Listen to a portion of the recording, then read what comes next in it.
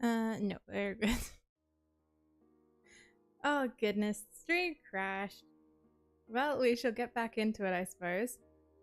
I'll just skip through this part. Sign here. There we go. We'll start at the beginning again. Hello again, everybody. The game crashed, so we'll start at the beginning. Oh dear. Well, at least we're back into it now. And hopefully the music and everything can be heard and all will be good. My name is Luciette Renella Britton, the daughter of King Nero Britton III. I'm the crown princess of the Kingdom of Angel. At least, that's who I used to be. That was before yesterday when I became a victim of the infamous fairy tale curse.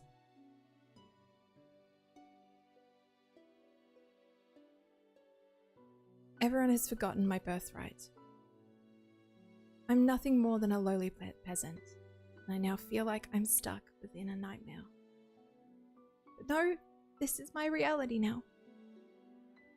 I still have no idea what I must do to break this curse. I close my eyes and remember. It started like any other day. Have you heard? Another person was cursed. I'm on my way to the dining hall for breakfast when I stop and listen to the sound of hushed voices. There are two maids standing next to each other with brooms in hand. These two are slacking off again. It is terrible! What fairy tale curse was it? They say it was Pinocchio. Pinocchio? The one with the lying boy whose nose grows longer? That's awful! You know, more and more people have been getting cursed lately. You think those witches are up to something again? I thought the fairy tale curses would stop after you-know-who was defeated. You two were hired to work, not to talk. We're sorry, Your Highness. As can only be expected from the likes of them. Another fairy tale curse. Fairy tale curse started spreading even before the Great War. I do not have much interest in its effects even now. After all, most humans probably deserve to get the curse. Victims are weak. Angel would be better off without the dead weight. If it were up to Mother, the cursed would have been banished from Angel the instant they fell prey to it. But Mother's not here anymore. And she will not come back. Ever. Princess, the King and Queen are waiting in the dining hall. I'm on my way. The King, Ophelia, and Rod are all present in the dining hall. Someone is conspicuously missing, but I ignore their absence. Good morning, Luciette. Good morning, Your Majesty. Good morning, Luciette. Luciette. Ophelia. Ophelia Widensov. Every day I wonder why my father, the king, married a lowly baker. She can never be a true queen, for she pales in comparison to my mother. I take a seat next to the king and then look up at the person sitting opposite me.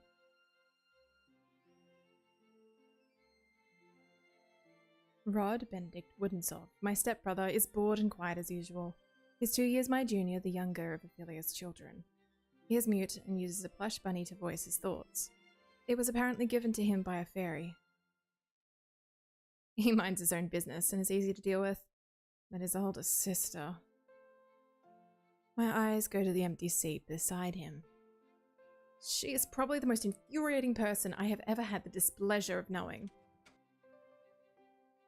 I'm so sorry I'm late. I was reading and forgot the time. And here she is. Good morning, dear father, mother. Good morning, Rod. And good morning to you too, Luciette. It's a beautiful morning, isn't it? Ugh. Emmeline Jane Widensov, Rodden's older sister and my stepsister. She acts as if we're blood, as if she too were born a princess. As if she too could be a crown princess, perhaps steal my place. I'll never let that happen. Now that everyone is here, let us begin. Butlers glide inside with silver trays to carefully serve us breakfast. So, Emma Jane, you were reading the fairy tale books that the king had brought you? Oh yes, there were so many, and they were all so wonderful. Thank you so much, Father. I'm happy that you like them. I love them. It's strange that the library didn't have any to begin with. That's because Mother hated them. She had all the books burned. But why? They're such charming stories. Fairy tales mislead humans into believing that they can have things they do not deserve. Fame, riches, love, happily ever afters. And when their wishes do not come to fruition exactly as they want them to, the humans blame the witches for granting them in the first place. What are you implying about the witches, Luciette? The atmosphere shifts. The air in the room grows heavy. I continue to eat. Perhaps the witches are not responsible for the evil in this world. Perhaps humans are the cause of their own downfall. Have you any idea what you're talking about, child?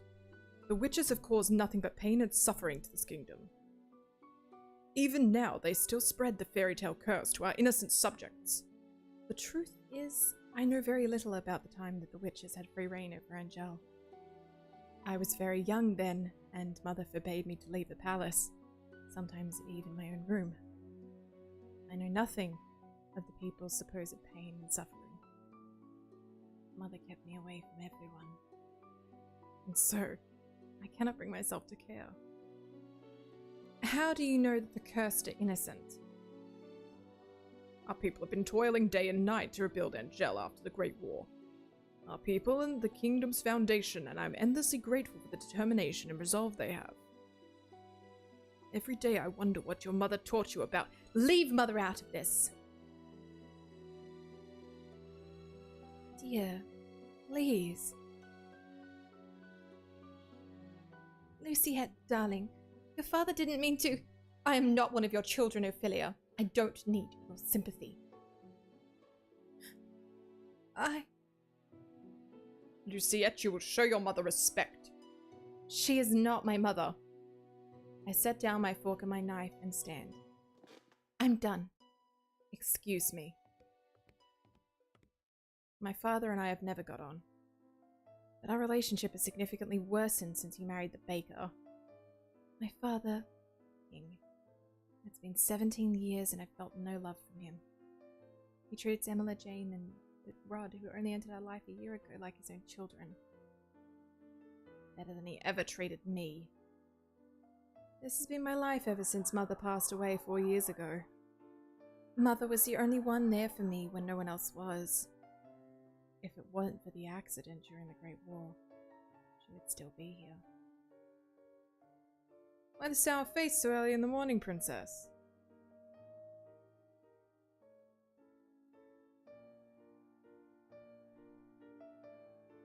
Let me guess. It's the King, the Queen, or Princess Emma Jane. Or is it all of them? I ignored his question. Fritz, what are you doing so early? I'm running some errands for my father. Fitzgerald Aidan Leviton, son of the highest knight of the Order of the Kildare. His father, Sir Alistair, has served as the royal family for many years. Sir Alistair has one of the king's most trusted advisors. 3 years ago, Fritz was assigned in the honor of becoming my personal knight. His presence is the only company that I can tolerate nowadays. You should wait in the throne room then. Thank you. Princess? Yes? You know, I haven't seen you smile once since I met you. Why is that of any importance? Still, I do hope to see you smile one day, Princess. Well, I won't take up any more of your time. I'll see you at 10. 10? Don't tell me you've forgotten. Forgotten what? You're going to town today, remember? I deflate as the realization dawns on me. It's been 2 days since the king issued the order. Luciette, I'd like you to accompany Emma Jane on one of her town outings. Surely you could send maids to with her instead. I would not have requested you to accompany her if I was going to send her with maids. I want you to make an effort to get along with your sister. Stepsister. She is your sister, and you will treat her and Rod as if they were your blood. 2 days from now, you are going to accompany Emma Jane outside. It has been 4 years since you last left the palace. Ever since then, you've locked yourself away and you barely leave your room. Angel was in the grip of the war back then, but now the kingdom is safe and back to its former glory. I want you to see how beautiful Angel really is. Luciette, the princess must know her kingdom.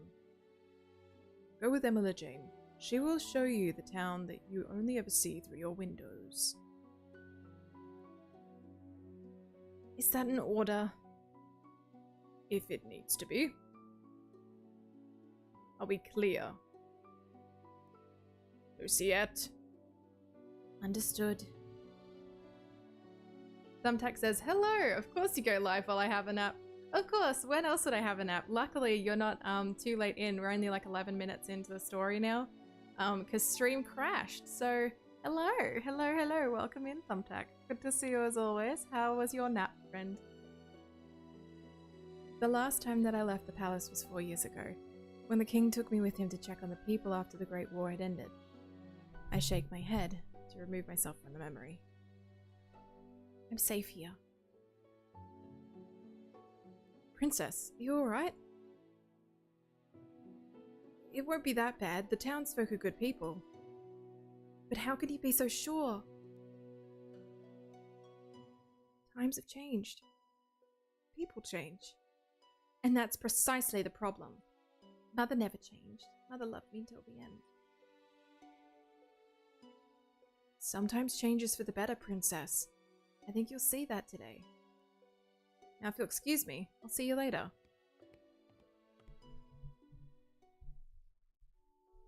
Delora, do you think that witches are capable of bringing back the dead? I wish you could talk to me, you and the others. My dolls are my only friends. They're the only ones that I can trust. Unlike humans, they'll never betray me. They'll never hurt me. They will always be there for me. The moment I saw Delora, I knew that she was special. She was different, so elegant and realistic, it was almost as if she were breathing.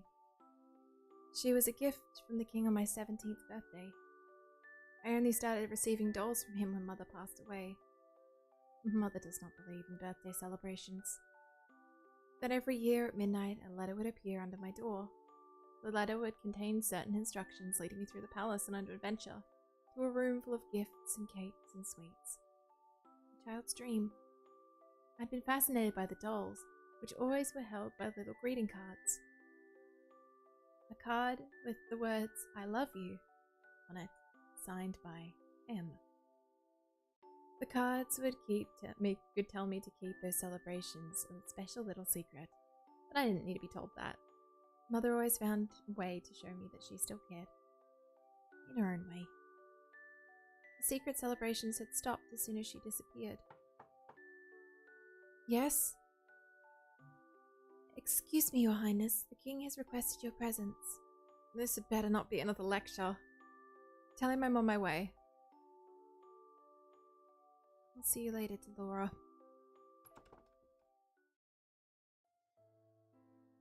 Oh. Good morning, Your Highness. Sir Mithras. Sir Mithras, the royal advisor. Father trusts him with a great deal, just as he does Sir Alacaster. Every day you look more and more like your mother.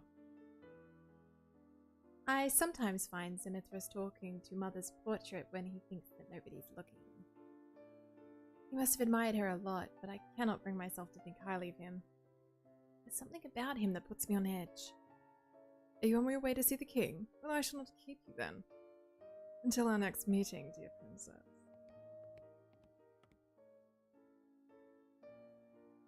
Your Majesty. Luciette, are you ready? You will enjoy this, Luciette. I have heard the toy shop has some lovely dolls. This will be good for you. You'll get to know your sister better, and you'll be able to interact with and learn about the people of Angel. About our subjects. I will not learn anything that I didn't already know. Why do you always believe that the people around you are incapable of good? Because I've seen how quickly people will betray, manipulate each other to get what they want. Mother warned me about human nature. You do not see clearly, Luciette. If you would only open your eyes, you would be able to see how good people really are. I believe I'm already quite capable of seeing the true nature of people. After all, I've seen there's no good in you. Luciette, Where were you when I needed you 4 years ago? Where have you been ever since? Back then, I'd been overflowing with grief and pain. I'd just lost Mother and my entire world. I'd hoped that maybe he would have shown me some love or compassion. Even just a hug to let me know that someone was there. It had been a childish hope. I'd been left alone. I did not see him for months. Barely even heard his voice. You cannot rely on anyone but yourself. You cannot trust anyone but yourself. This is what you have taught me. Your Majesty. I know that I've hurt you, and I know that there's nothing I can do to atone for what I did. Please, Ophelia and her children are not a part of that. They do not deserve to be hated. In the end, they still matter more to him than I ever did. Luciette! Enough! I've already said I will go. Everyone's waiting outside. I shudder at the thoughts of leaving this palace after so many years. Luciette, it will be okay. And how can you be so sure? Thank you for agreeing to accompany Emma Jane. I would not disobey an order from the king. Excuse me.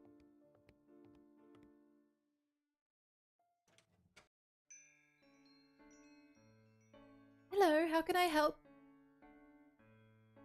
No. Vorika? Possibly?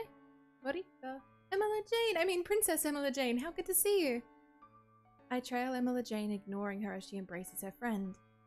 I glance around the small shop. Dolls displayed are nowhere near the qualities of my ones in my room. I cannot understand why Emma Jane insists she buys gifts for her friends here. I can't believe I'm outside the palace. There's no need for you to be so tense, Princess. I would never let anything happen to you. Your only job is to relax and to enjoy yourself. You ask the impossible of me, Fritz. There's no need to be so formal, Vorika. I'm still the same as I was. Oh yes, Rod's come along as well. It's been a while, Vorika. It's good to see you too, Rod. I must introduce you to Her Highness the Crown Princess, Luciette. The look on Vorika's face as she takes a step back from me is all too familiar. Fear. My apologies for being so rude, Your Highness. Good morning. And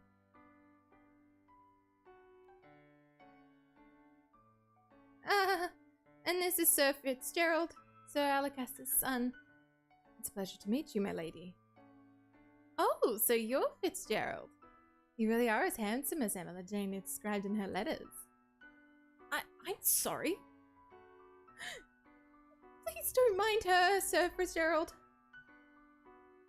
I'm so sorry, Emma Jane. Right. So, what brings you all the way out here? Oh, I'm here to get some toys, some gifts for some new friends. Toys? In here?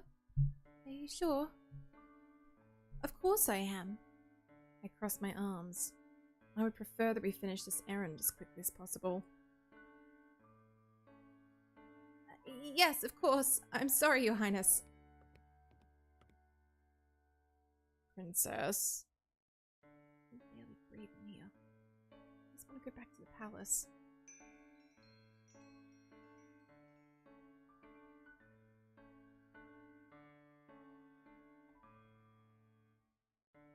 Good morning. Up until this point, I'd always considered Mother to be the fairest beauty in the land. The lady that walks in proves me wrong. Her beauty is mesmerizing and clearly without peer. Everyone in the shop is openly staring. Oh, you're here early today, ma'am. I have some important errands to run later today. Are the items ready now? Oh, of course. Let me go and fetch them for you.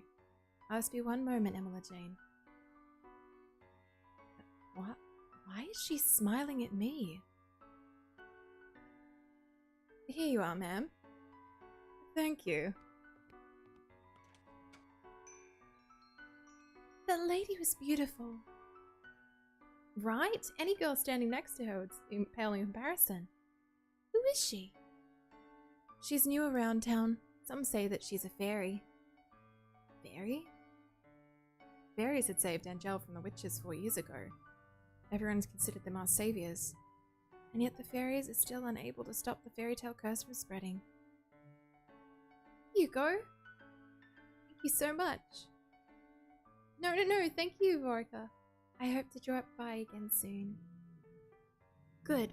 I'll look forward to seeing you again. I hope to see you too again. Well, Rod. Likewise. Leaving the palace was such a bad idea. While I'm out, I'm the center of attention. And townsfolk point and stare at me. Most, however, make a point of avoiding me. Like I'm the plague. There are some spiteful stares, but thankfully none are nearly as intense as they were 4 years ago. I'm sure the townsfolk are the only surprised to see you again after so many years. Right. Fritz and Rod lag behind us, which leaves only Emma Jane walking beside me.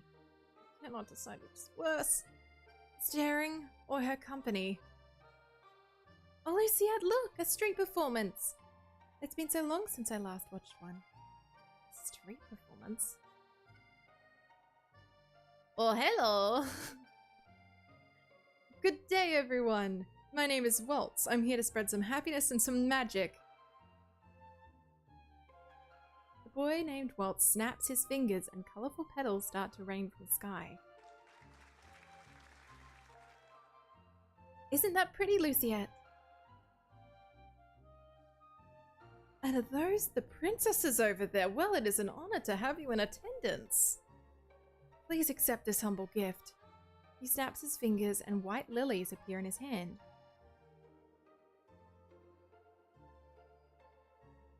Thank you.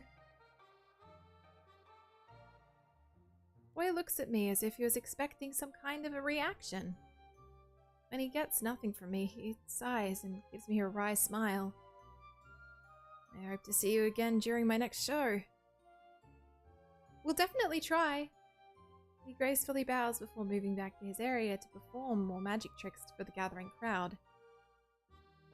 There are performers like this all around, Angel. I love them. Maybe someday we'll get to see some musicians too. Those are my favorites. I do not intend to leave the palace again. But you don't like it out here?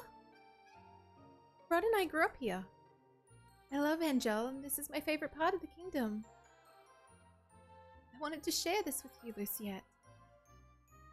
I know you didn't really want to come, but you still tagged along. That means a lot to me, so thank you. I did not do this for you. I'm only here because the king ordered me to go with you. I just want us to be closer, Luciette. I'd like to try and be your friend. I do not want or need your friendship. No matter how you act around me, we are not, and will never be, sisters. I'd take care to remember that if I were you. Rod suddenly grabs my hand, pulling me away from Emma Jane. Stop! He's staring daggers at me. I think this is the first time I've truly ever seen him angry. Rod, don't! Let me go. Both of you ought to stay away from me. I feel the heavy atmosphere as I turn to look at the people staring at us. Their expressions mirror the looks of disdain that I saw years ago. Anger. Disgust. Hatred. I begin to walk away. Princess, wait! Don't follow me! Princess! I adjust my cloak, making sure my face is hidden from view. I never should have left the palace. As I walk around, people are bumbling down the streets. So carefree. They work so hard for so little reward. Could work their entire lives and never have a fraction of what it is that I have. And yet, they're happy. And I heard a niece lost her job at the palace. It's true, Crown Princess Luciette made sure the poor girl was fired. I stop in my tracks at the mention of my name. Not again! A niece? Was that the name of the one maid who tore Dolores' dress? If so, my decision to fire her was justified. A palace maid cannot be clumsy. Why should I tolerate poor performance? What did I do that was so wrong? I know the niece. Hard-working, big-hearted, very good with medicine. Shame she lost her job so quickly. You know how hard the crown princess is to please. My friend at the palace says she doesn't even smile, only goes around with that cold look on her face. It's probably why they call her the Ice Princess. Ice Princess. It's all those times that I've heard servants saying that. I always suspected they were talking about me. She's the complete opposite of our Princess Emma Jane. That child's an angel. We all know she should be crown princess. Annoyance begins to simmer inside me. I cannot stand hearing any more, so I walk away. Ever since Emma Jane entered my life, I'm always being compared to her. Now I've become second best. I am Luciette Riella Britain, daughter of King Gennaro Britain III and the crowned princess of the Kingdom of Amgel. I'm of royal blood. She is nothing. There you are! Princess, you must come back with me. It's getting too late for you to remain outside. Princess, are you alright? Are you hurt? I brush him off and turn away. No need to fuss. Let's just return back to the palace.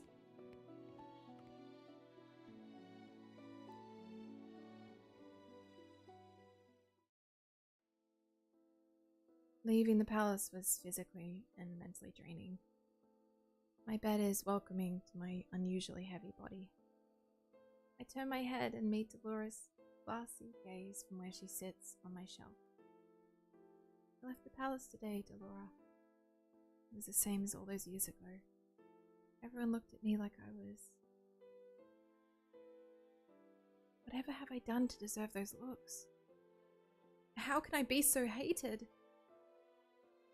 Nice princess. I wish Mother was here. Look at the smiling faces of my dolls. At least I still have all of you. I yawn and stretch my arms.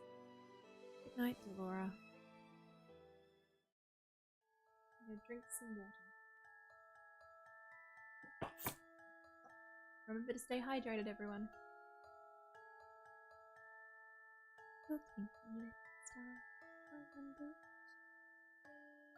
Singing.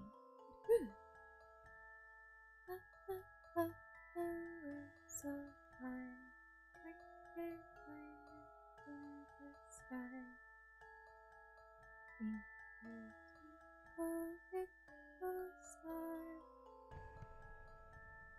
Blink my eyes open, only to see Dolores sitting right in front of me on my bed. Moonlight spills across her delicate features. Now I wonder what you are. Wasn't she on the shelf with the other dolls when I went to bed? Laura? It's almost time. I pinch my cheeks to make sure I'm not dreaming. It hurts. Only 10 minutes before the clock strikes 12. I hope you're ready, princess. What? My doll just turned into a human. How? Who are you? You know who I am.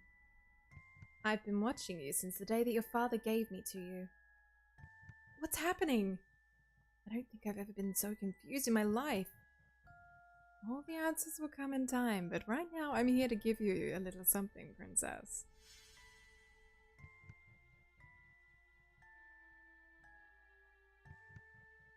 Is this Cinderella's very own glass slipper?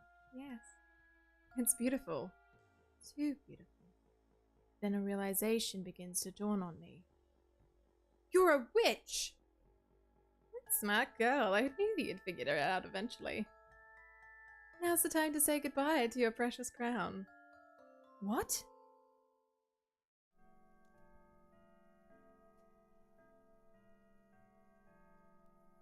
Sweet dreams, Cinderella.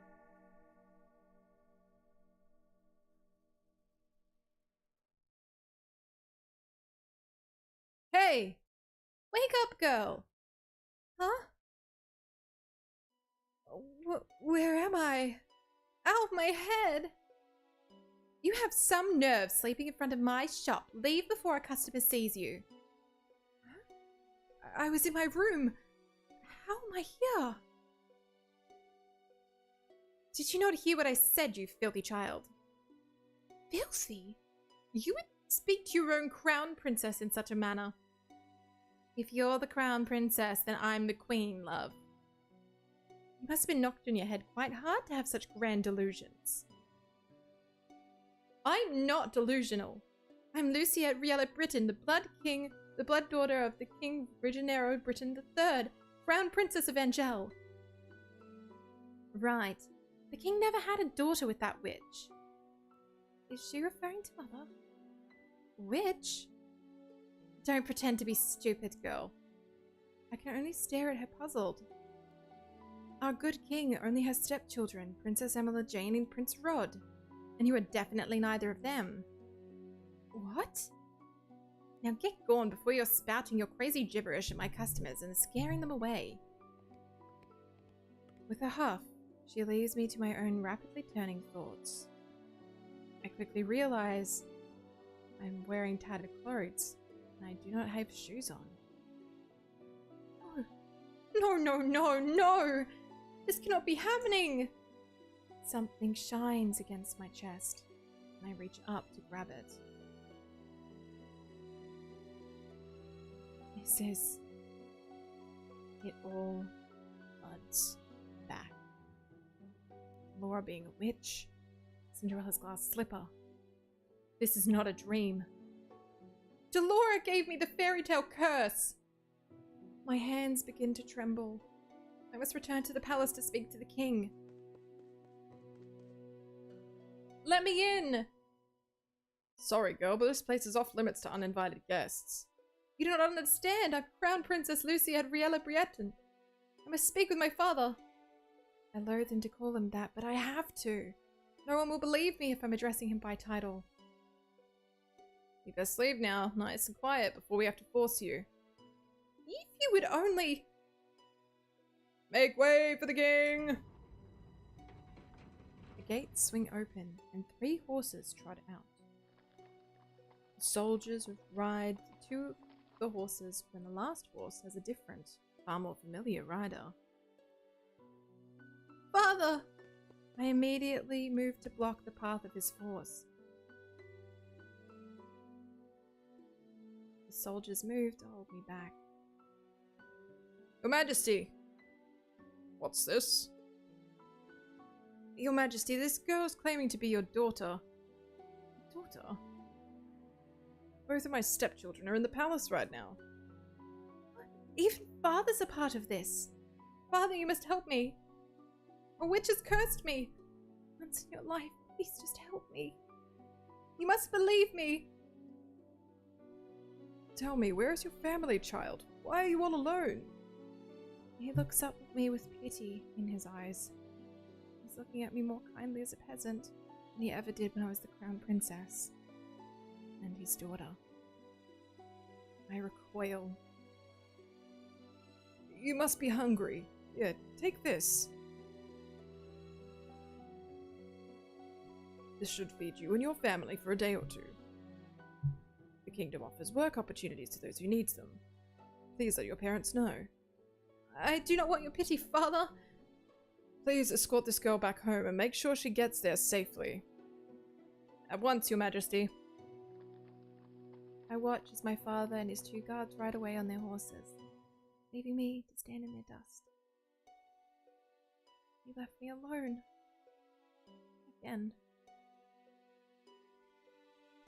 Where is your home, girl? There's nowhere left for me to go. Mother has forgotten me. Leave me. Now look here, our orders were to leave me alone. Suit yourself. We can't say we didn't try. Don't cause any more scenes, little girl. I watch, weary-eyed, as the soldiers return to the palace. How can this be happening?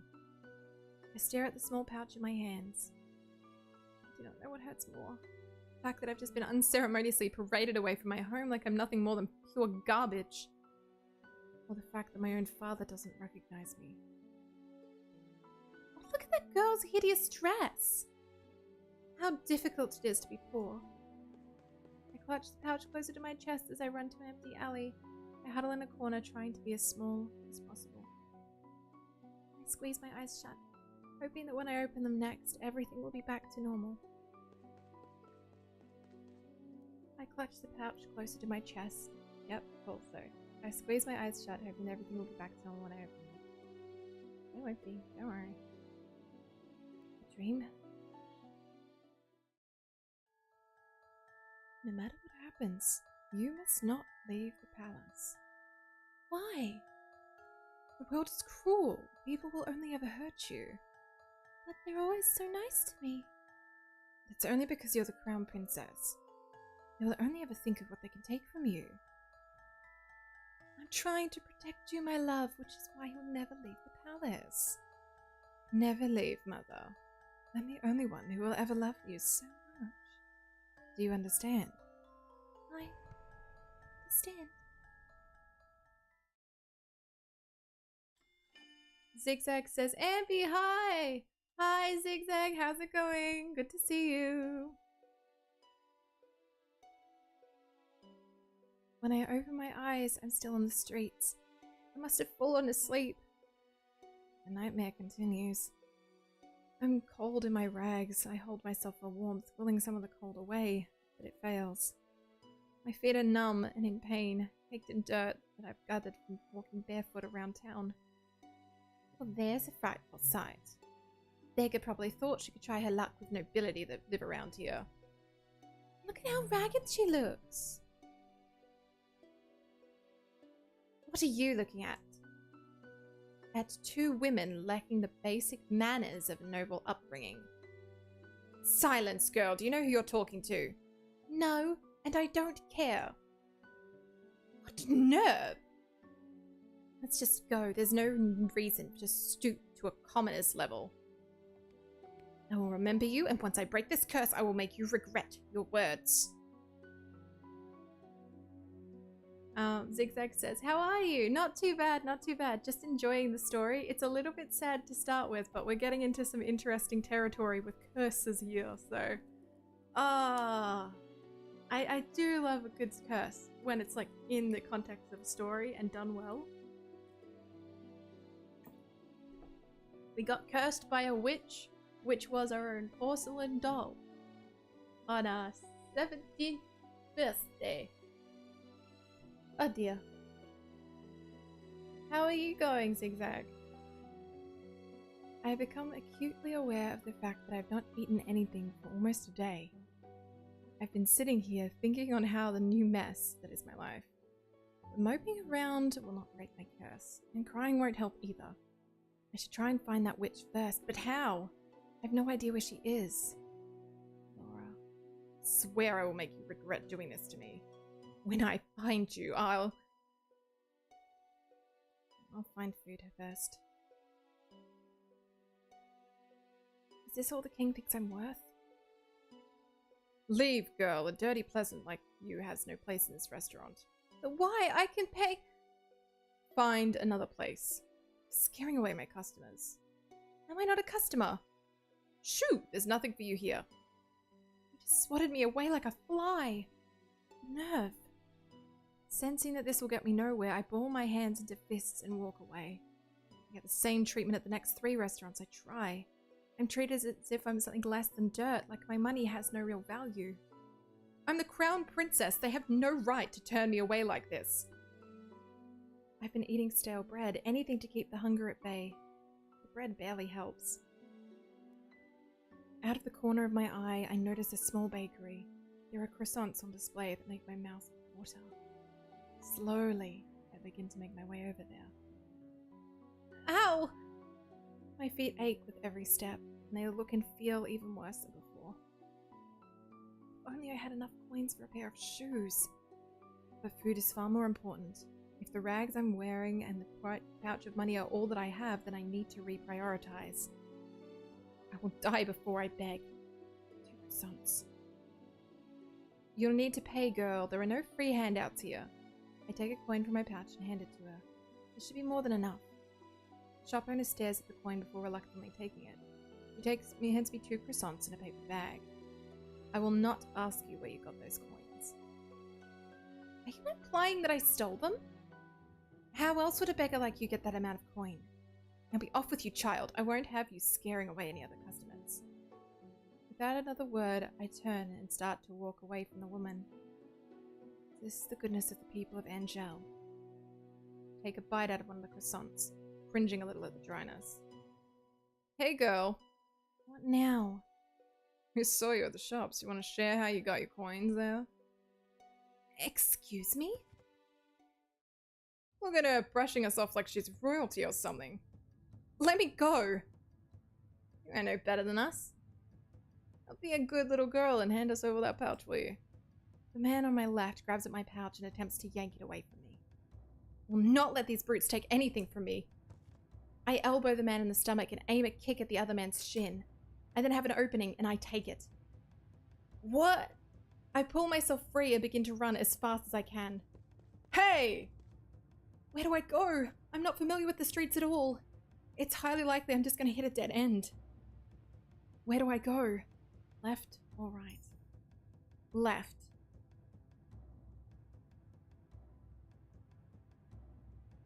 I cannot let the pain of my feet or my exhaustion stop me. If I stop now, they will definitely catch me. And taking my coins might not be the worst thing that they do. Dead end. Nowhere left to run now, girl. What do I do? Oh, who are you, gentlemen? This is definitely not how you treat a lady. Huh? Who's there? A shadow looms above us. Before I can blink, the person has jumped down in front of me. His body acts as a barrier between the 2 men and me. Who are you? Oh, me? I'm just a passing gentleman concerned about a damsel in distress, my dear. He turns to the men, his expression calm, his eyes flashing dangerously. Now, shall I teach you gentlemen a lesson? He's got a sword! What? Come back here, you coward! Then the 2 of us could take him! I think your friend has the right idea. I'm not the type to show mercy. This is way too much trouble for a little gold. Are you alright, my lady? Zigzag says, I just got back from grocery shopping. Ew, the bad men, I'll bunk them. Yes, agreed. We'll bunk them. But, fortunately, we have been saved by a knight in shining armor. Well, not quite shining armor. Shining cape? Shining cape. That's kind of close enough. I will need to turn back on my AC because it's quite warm in here, so give me just a second. Also, what did you get grocery shopping, Zigzag? Feel free to let me know.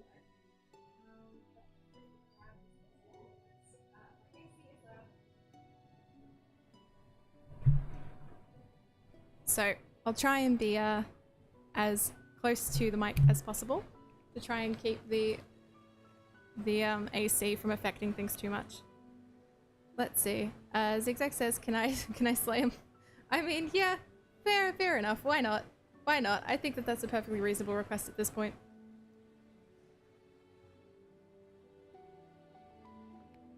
You found her. The boy from yesterday. A little slow, aren't you, kid? Don't call me that. These 2 know each other? I don't even know what's going on anymore. I feel ill. My head is pounding and my feet simultaneously feel like they're frozen and on fire. My stomach rumbles, the hunger coming back with a vengeance. My body feels light. Princess! Princess!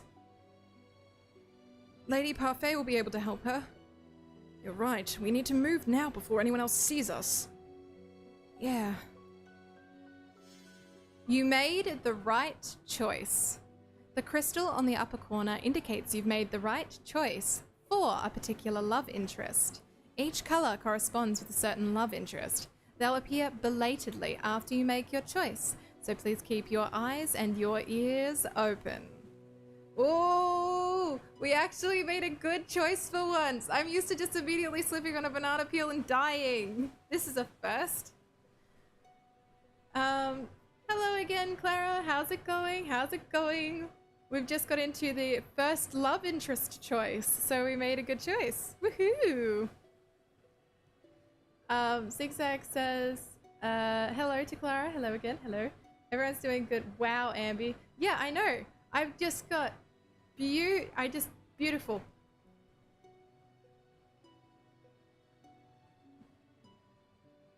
Let's see. Clara says, I also realized I have 2 accounts and forgot to follow you. Oops. That's okay. I'd appreciate the sentiment in any case. Let's see. Wow, Ambi. Look, I am really, really, really used to it. Soup says it's the wrong choice if there's no banana peel. Soup! Stop teasing me on stream. My own moderators. Oh my goodness. How dare you? I mean, to be fair, the banana peel choice was really funny. It was like super, super funny. Let's put an empty slot down here so that way we've actually got a save point. I just been lurking. Oh, that's fair. Well, welcome in, Soup, to the chat. You're just waiting for a point to ambush me. That's fine. Zigzag says, I bought a whiteboard. Ooh, nice. What are you using the whiteboard for? Is it just for like fun? They also had them in the specials aisle and out. Dude, I'm gonna have to go look that out later. I love myself a good whiteboard. Hang in there, princess. Everything's fading. A dream? What's that in your hands, Luciette? It was hurt. I just wanted to help it. But it died. It's all my fault. It's not your fault, my love. It died because it was weak. But... This is the world, Luciette. Only the strong survive. The weak get cast aside to die. You were not weak. You were strong, my crown princess. You do not cry. Wipe your tears. I do not want to see you cry again. Do you understand? Yes. Now get rid of that thing and go wash your hands. Did you not hear me, child? Yes, mother. Ooh, maybe her mom's not as nice as she keeps saying that she is. I don't know. She's not exactly displaying love and kindness as far as I know it. I'm using the whiteboard to draw genitalia and write my to-do list. Interesting. Soup says, nah, I was making noodles and beef and green beans. Nice. Thank you for eating, Soup. I appreciate it. Soup says, I do okay. I'm currently eating dinner. Remembered to eat something and drink some water, everyone. Yes, I have been doing that. Clara says, the only thing you should write on a whiteboard. Also, take your meds if you need to. Thanks for the reminder, Soup. I have them next to me, so I'm good. We shall be A-okay. Oh, you're awake. Oh, where am I? This isn't my room. My hand flies to my chest with a little glass slipper hangs from my neck.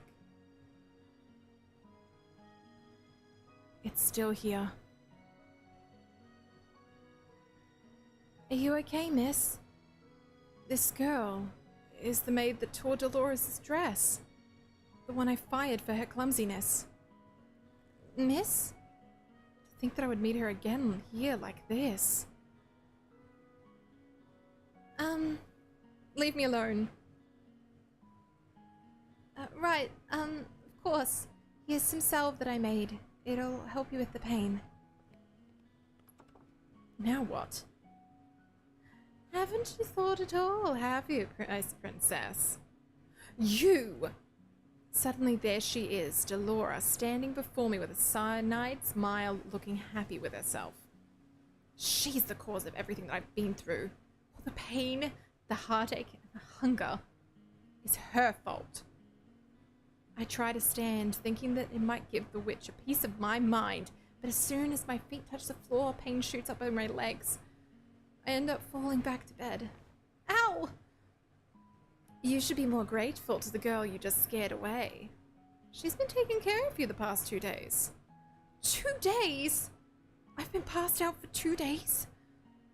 I'm suddenly vibrating with anger.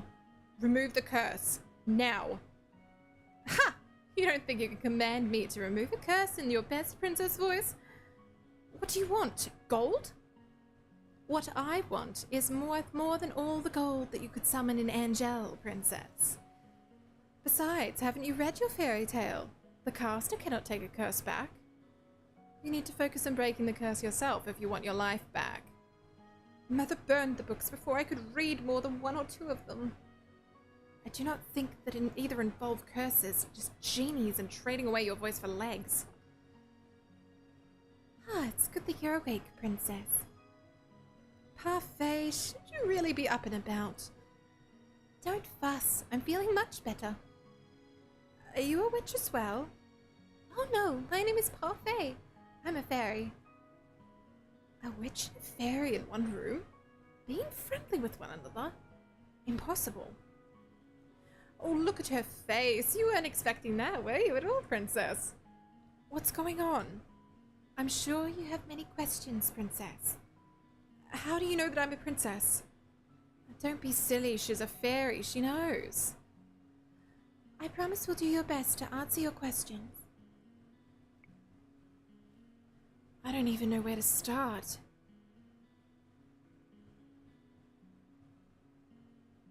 What would you like to know?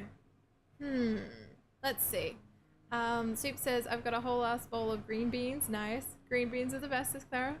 Soup says, I love them and I can eat them quite easily unless they're slimy. Oh yeah, well what is it that you like about green beans in particular? And is there a specific way that you like them cooked in order to do that? I don't know.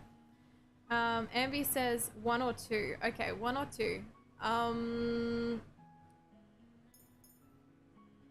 know that there's only a certain amount of things I get to ask. So, first, how do I break the curse? The necklace you've got is one of Cinderella's glass slippers. To break the curse, you must get the second slipper, complete the pair. And how do I do that? By doing 3 good deeds. What? It's a very easy thing to do. At least for someone who knows how to be good. 3 good deeds? What does that even mean? I wouldn't even know where to start. Take heart, princess. Goodness is innate in everyone. Are you sure that's the case with this one? Delora, you're not helping. I'm a witch, and I think that I have more goodness in my big toe than she has her in her entire body. Now you're just being mean.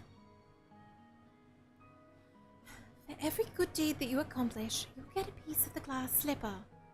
When you've gotten all 3, you can complete the pair and the curse will break.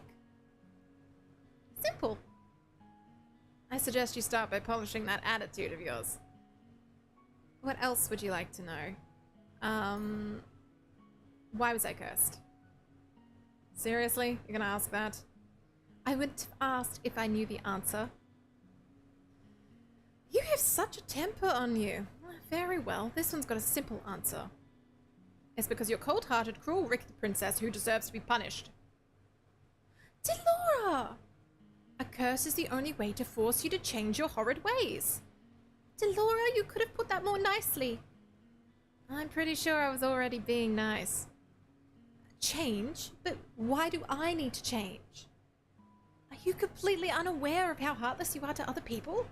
The coldness that you show to your stepfamily and your father? The way you treat Princess Emily and Jane? Why would they need to be treated any differently? You need to prove that you have some goodness in you, Princess. Some smidge of kindness. Why? People only show you kindness when they want something from you. The instant they get what you want, they'll just throw you away. Well, what else would you like to know then? What happens if I don't break the curse, or why are you working together? What happens if I don't break the curse? Let's see. Clara says, yes, green beans are very crunchy. They are nice. Soup says, you can eat them super quickly. They don't overwhelm my taste buds because they don't taste like much when they're boiled. Oh, that makes a lot of sense because you were talking to me about sensory issues today, soup and food. And we have the opposite problem. I need things to taste like really, really flavorful. I won't eat anything if it's bland just because like it's not tolerable and tastes like glue. So I tend to put extra spices into whatever I cook just to make sure I can eat it. Whereas you have the opposite problem and things need to taste a little bit more subtle in flavor. So that way it's not overwhelming the senses. Let's see. I picked 1 or 2. Oh, sorry. 2. 2 zigzag. Soup says also yes, the crunch. Clara says, ooh, have you tried dried beans? They're quite strange, but are light as wafers. Ooh, that does sound nice. You can get them from a place with ocean bombs. Yes, that sounds good. Soup says, my overwhelm is part of why I only like salt or pepper on chicken. Ah, that makes a lot of sense. Thank you for letting me know. Are there any particular seasonings and stuff that you tend to use that don't overwhelm your senses, but you like the flavor of? I think you know the answer to that one already, Princess. Well, what else would you like to know? Why are you working together? To answer that one, we'll need to give you a bit of a history lesson. Oh, I've got this. Once upon a time, in a kingdom far, far away, there were 2 crystals. Dramatics aside, there's one crystal in the kingdom called the Crystalium Lucis. It's powered by happiness and love. The other is the Crystalium Tenebrarium, powered by fear and anger. The strongest of the witches is the Tenebrarium Bearer. The strongest of the fairies is the Lucius Bearer. Parfait is the Lucius Bearer. I take in Parfait's frail and sickly appearance. She is the strongest fairy? The Great War greatly damaged me. My powers are now a fraction of what they used to be. And with no child, I have no successor to my burden. What does a bearer do? The bearers regulate the energy of the crystals and keep balance between the lightness and the dark. For centuries, the fairies and witches have lived in harmony with the humans of the kingdom. Until a certain human decided to be a pest. Who was he? I knew him as Hans Gabriel Grimm. He wrote fairy tales. And he started the feud between the witches and the fairies in the process. Let's see. Soup says, oh, I'll go there after my job interview tomorrow. Nice. Clara says, also I tried the Sailor Moon Ocean Bomb. The light you want is so lovely. I know, right? It's so good. Soup says, I enjoy cayenne pepper, but it needs to be just right. Well, I always have that in my house, so if you ever want to cook something, I've got that in the thing. Also, oregano for some reason I can't get enough of. That's good, even though it can be quite intense flavor-wise. Zigzag says, oregano is light and homey. Oregano? The one that goes on pizza? Yes, it's also great for soups and Italian food. Clara says, I like harissa, but a bit spicy, but nice. I like things with a bit of spice. But also when I'm talking about spicy, I'm also mean like all kitchen spices. When I'm talking about hot food, then I'm usually talking about like the hot spicy spice, like chili and stuff. How could a single person have so much power? It was the power of his words. In Grimm's stories, witches were always evil, and humans naturally grew to fear them and to hate them. They began to hunt them. Didn't the witches fight back? We aren't allowed to use our powers to cause harm. But that all changed when the Tenebrarium Bearer decided to revenge was more important than our promise. The witches took over the kingdom. They created the fairy tale curse to spread even more sadness and anger, to fill the human heart with negative emotions, and to fuel the power of the tenebrarium. The delicate balance of harmony between the crystals was broken. Witches in the tenebrarium grew far stronger than they were ever meant to be. I had no choice but to fight. Then the Great War happened. The tenebrarium bearer was eventually defeated. The Great War ended with the help of an unexpected ally, but many lives were lost. Good witches suffered horribly. And we still have to stay hidden in hopes of having any kinds of peace. are you trying to make me believe that there are good witches? The tenebrarium can poison a heart and a mind into darkness and cruelty. The witches put themselves at risk working with the tenebrarium in maintaining harmony. Inevitably, some are corrupted. Many good witches are corrupted during the war. Most remained that way. Many do not believe it, but witches can be just as kind as fairies. And yet it wasn't a fairy that cursed me. I've done good by cursing you, Princess. You'll thank me when you've broken it. Delora was not corrupted by the tenebrarium. She is as good as they come. Hopefully you'll come to see that for yourself. I doubt it. Well, apart from my own inherent goodness, Parfait and I are working together because we have a common goal. Which is to restore balance between darkness and light. 3 good deeds and I get my life back. Easier said than done. You said Cinderella, didn't you? Didn't she just go to a ball and find a prince? What does doing good have to do with that? Going to a ball and finding a prince? Oh, it's so old-fashioned. No fun in that. Cinderella is a girl with a pure heart. She was always willing to help others, even when they were cruel to her. Anyway, I've brought some clothes for you. I'll leave them on the table. I'll be waiting outside. There are some people I'd like you to meet. Oh boy! Now we get to meet the rest of the cast that we're going to be interacting with a lot. Let's see. Soup says, I think another reason I get overwhelmed by flavor is because from Irish upbringing, because our food is bland most of the time anyway. Well, is there some particular like Irish dishes and stuff that you'd like me to know about so that way I can learn how to cook them? Or maybe that we could learn to cook together so that way it can be both of us learning something new. And you can have some extra things on the food menu. Also, if I had to think of a favorite spice of mine, it would probably be nutmeg. It's like a really weird spice to have as your favorite, but nutmeg's a very versatile spice. It can be used in curry, it can be used in desserts to give like an extra rich sort of flavor that's like very slightly nutty but without being super nutty. It can be added to things like mac and cheese and then give an extra richness to the dish. It's such a nice spice. I love it. I always have an excessive amount of that and cinnamon. Most people associate cinnamon with just sweet food, but you can use cinnamon in all sorts of savory ways too.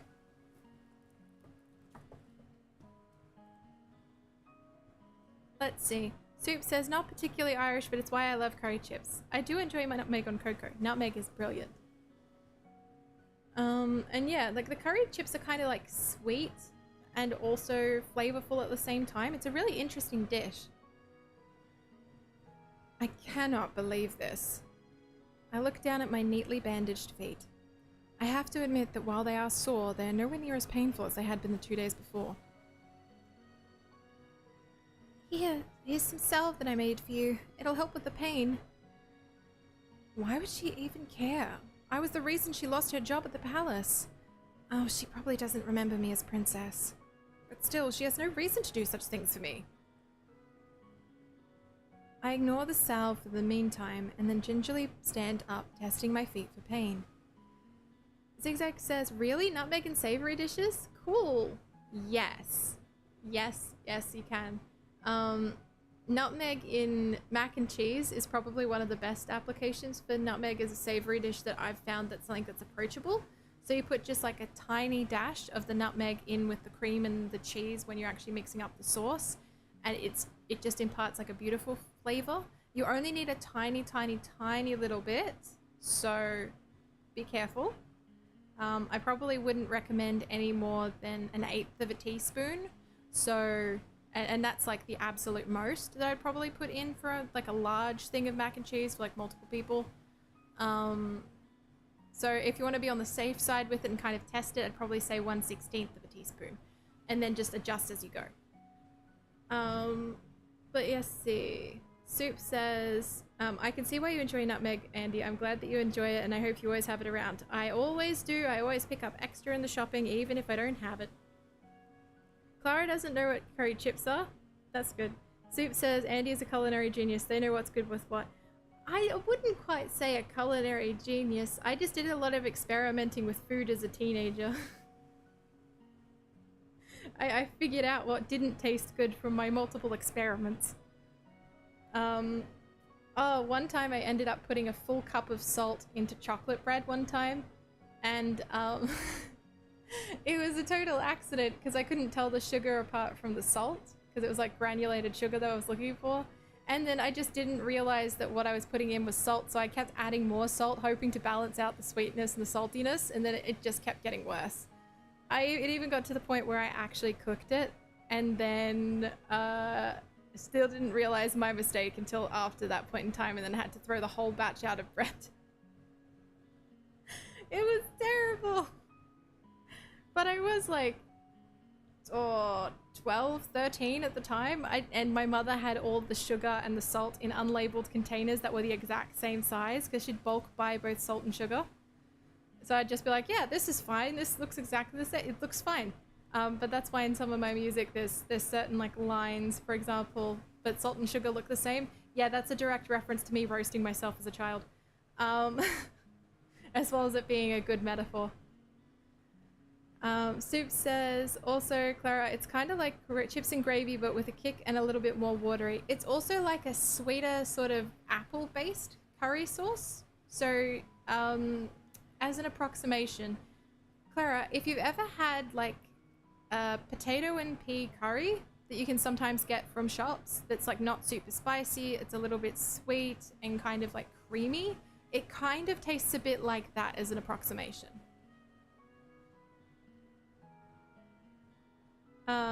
Let's see. Zigzag says, geez, but that's so little, so like a pinch. Yeah, basically just a pinch. A pinch is all you need to sort of get the flavor going through because it's cooked for long enough and will sit for a fair while within the actual sauce, that it will infuse its flavor through the cooking process. So it's all good. And it's quite a strong sauce, a sort of spice. So a little bit goes a long way. Clara says, oh no! Yeah, that happens. Zigzag says, one time I used icing sugar instead of flour because I didn't want to get introduced with my mum. Wait. What's the story behind that one? You used flour because you didn't want to get introduced for your mum? Was it your mum trying to make you talk to people or something? I don't know. Clara says, oh, I've never heard of an apple-based curry. Yeah, and apple-based curries, they can be quite nice. I'll see if I can find some recipes for them and chuck them into the Discord later, actually. I feel like we should have a food channel. I don't know if I've actually made a food channel in the Discord yet, but if I haven't, I'll do that after stream. For those that are enjoying the stream and would like to see more of the content or come and hang out with us after stream just to chill and to vibe, feel free to head into the Discord at this link. I do hop into the voice calls at least like once a week. At the minute, we've been kind of scattered because, you know, school holidays and all that. But we're getting back into the normal swing of things soon. So if you're enjoying the content, feel free to hop in there. We'll be happy to say hi. I promise we don't bite. It's all good. And I'll be sharing a lot of food recipes and things, and maybe even some of my own personal recipes if those are interested, if there are anything that you guys would be interested in seeing, like getting cooked, I guess. And I can take you guys through some of the recipes there. Clara says, wow, that would be really sweet. Zigzag says, in trouble. Ah, that makes more sense. Thank you for clarifying, Zigzag. I appreciate that. But yeah, so having all of that get cooked in there, yeah, we could imagine it would be super, super sweet. Oh my goodness. Clara says, ooh, food recipes would be interesting. I need to try more food. Yeah. So everybody can kind of share recipes and things in the food channel when I make it. Like, I might as well make it in a second, but yeah. Anyway. I ignore the salve for the time being and gingerly stand up, testing my feet for pain. The injury is definitely healing. I slowly walk over to the table and change into clothes that have been left there. The dress is nowhere near as luxurious as the one that I wear in the palace, but still is far improved from my rags. All my life, I've never had to lift a finger, and now I'll not let them see how much they've rattled me. I refuse to break. Just watch me. I will free myself from this curse.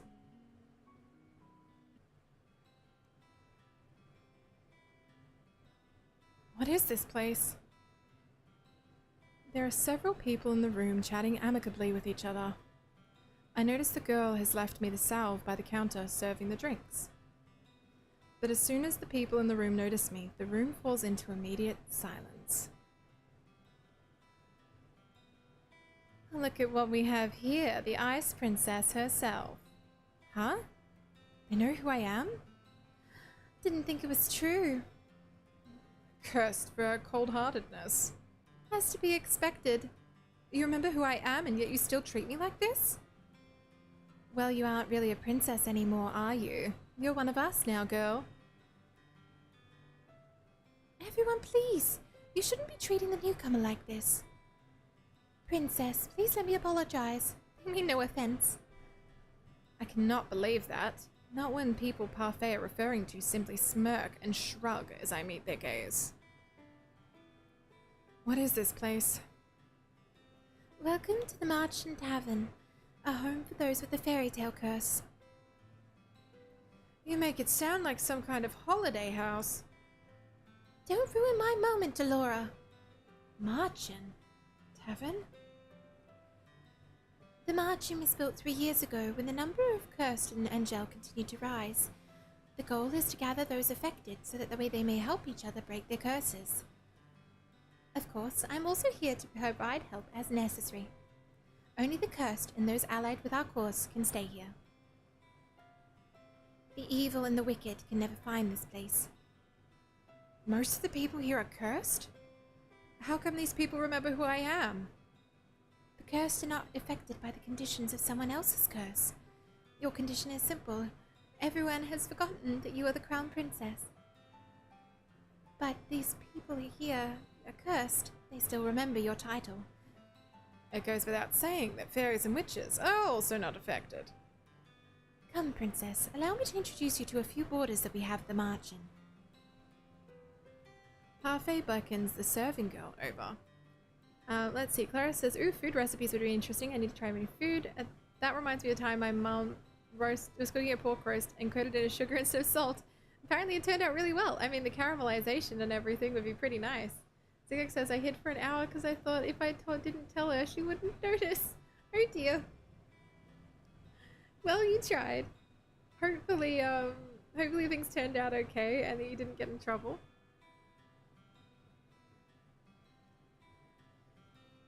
This is Anise. She helps out in the Marchant. She does most of the cooking. I'm sure you understand why she's working here now. I believe she deserves an apology. Miss Delora, what are you talking about? Oh, don't you worry your sweet little head over it. You don't remember what this Ice Princess did to you. Huh? I have nothing to apologize for. Clumsiness does not befit a palace maid. I was only doing what was necessary. Well, it's nice to meet you, Princess. I'm Anise Willow. I hope we get along. Oh, Really? This is how you're gonna start doing good? I don't believe that I asked for your opinion. Please, you two, no fighting. I hold my tongue as Parfait leads me to two people whose faces are incredibly familiar. They are faces that I've seen in the palace before. Zigzag says I was like 6. Ah, what were you doing cooking and stuff at 6? Were you trying to just experiment with something, or were you allowed in the kitchen to cook at 6?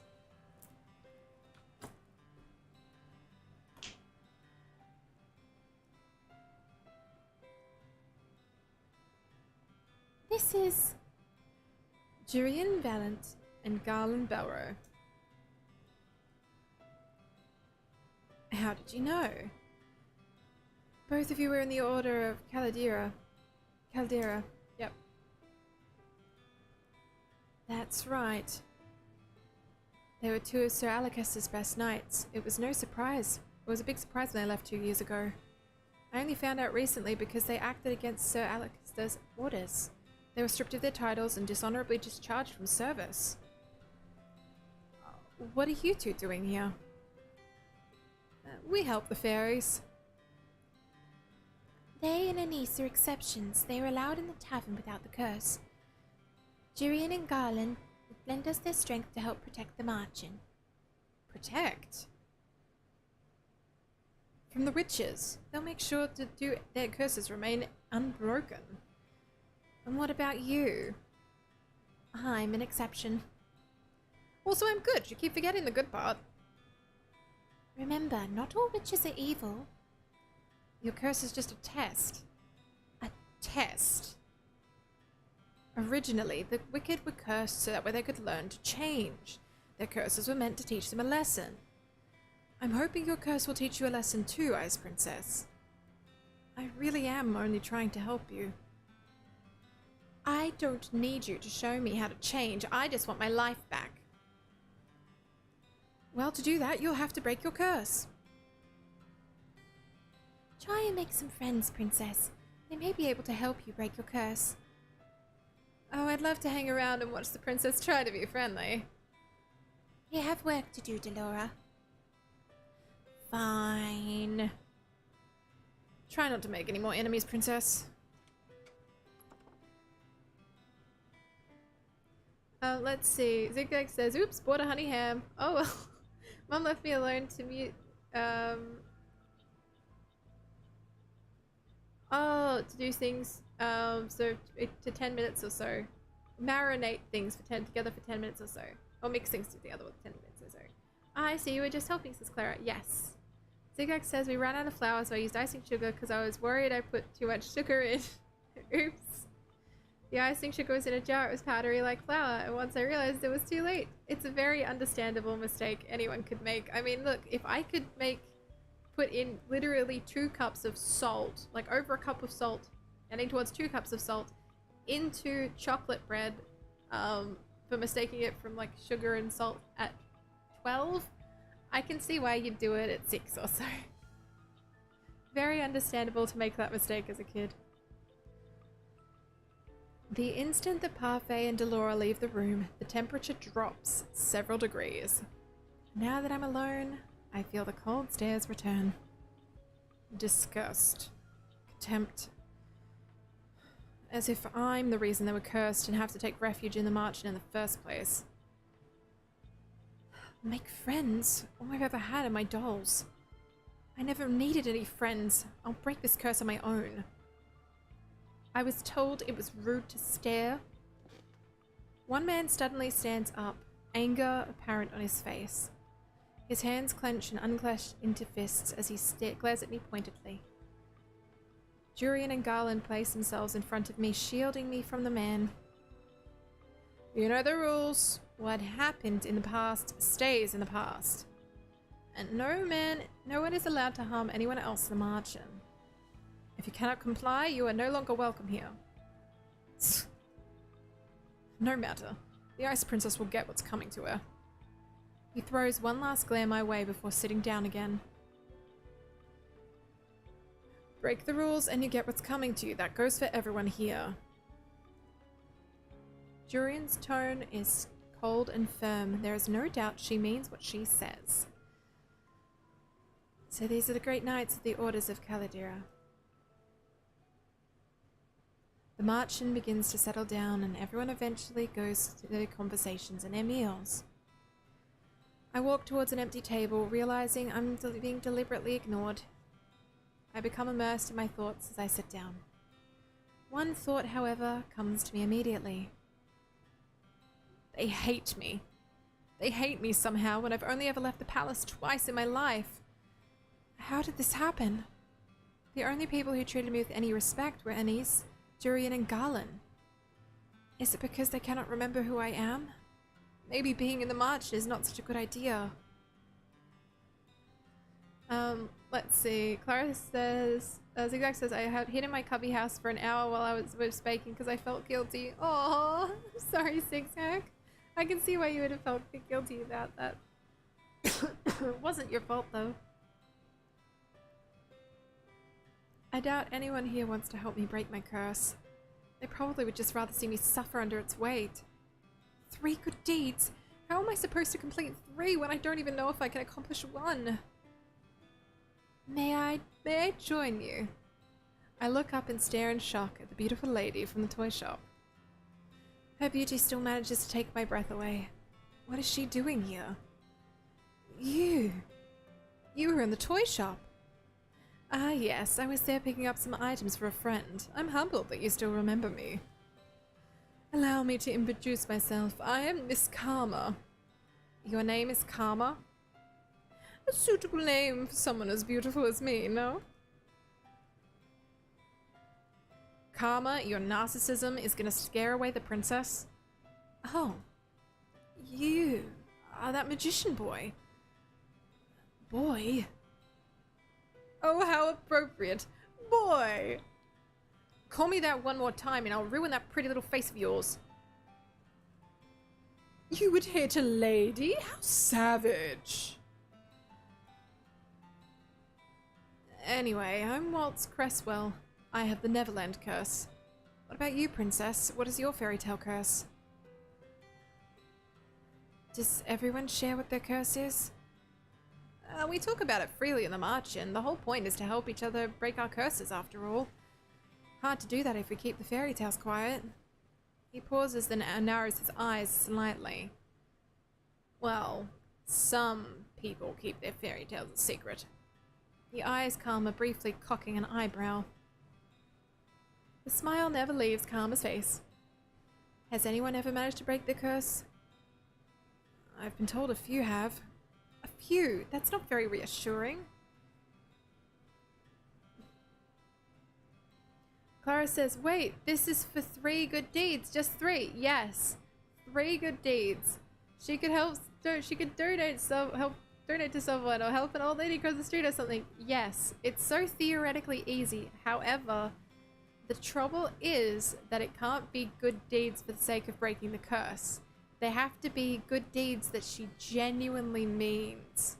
And that's where the problem is. Because if she was just doing it to break the curse, and they weren't in earnest a good deed, were they? And that's the problem. Because with all of everything that's happened to her, she has no reason to do a good deed. Zigzag says, that's just genuinely thank someone. But is that a good deed or just a politeness? Clara says, oh, give a poor girl some coins, says Zigzag. I mean, that could work, but I guess I'm going to have to see what she does. Because I have no idea what it is she's going to do to be kind. That's kind of the trouble.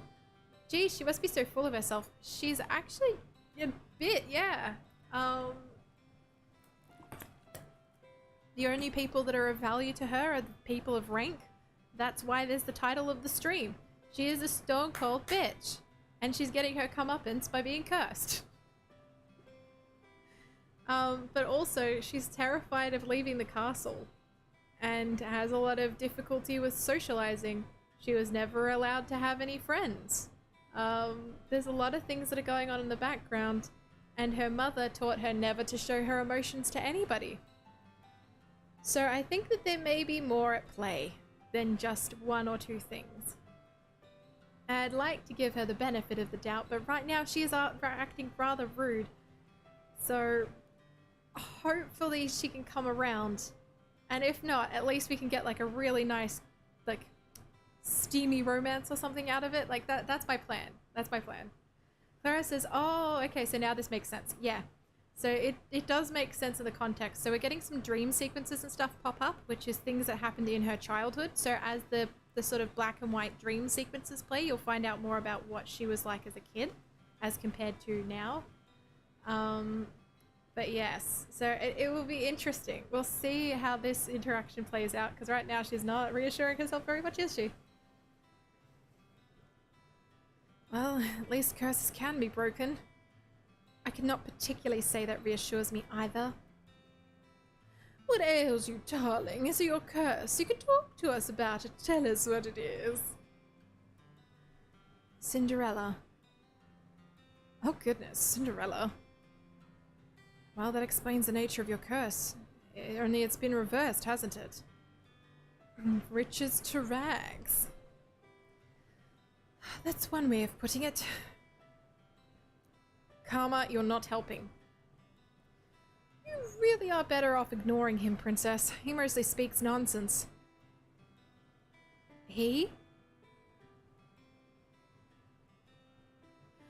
Princess? Parfai's voice takes me by surprise. I hadn't even noticed her entering the room again. May I speak with you? Zigzag says, yeah, but if you go out of your way to sit someone down and thank them in the eyes and go, thank you so very much, you've given me a chance to learn to be a bigger person and have been guiding me through it all. Thank you, I'll do my best to make it up to you. Yeah, that would be somewhat a kindness. But I suppose that we're going to have to see if that is what happens. Because do you reckon she has the capacity to do that right now? I don't think so. Okay. I'd like you to meet someone, though I'm sure you already know him quite well. Rod! Our stepbrother Rod's been cursed? Stepbro, what have you been doing? Rod. So you really are cursed. I was the one that gave Sebby to Rod, so he still had some ways to voice his opinions. Sebby? Short for Sebastian. Cute, isn't it? It's nice to meet you, Princess. Sebby's voice changed when it greets me. The tone it uses is lower than whenever it speaks for Rod. Perhaps that's what Rod's voice actually sounds like? Wait, if he remembers me, does that mean... The mermaid's curse. What? That is my curse. Rod has been mute all this time because he's cursed? Does everyone else know? Obviously, they're my family. Even the king? He knows as well, yes. So I'm the only one you've never told. I didn't think you'd particularly care either way. He's not wrong. Kara says, Rod? Yeah, I know. Zigak says, yeah, the flashbacks show that her mother was a big reason she's a bit full of herself. Oh, damn. Yeah, Rod's cursed. Yet I cannot believe that I didn't know. I was left out once again. Who is Rod? I missed out a bit at the start. Okay, so Rod is our stepbrother.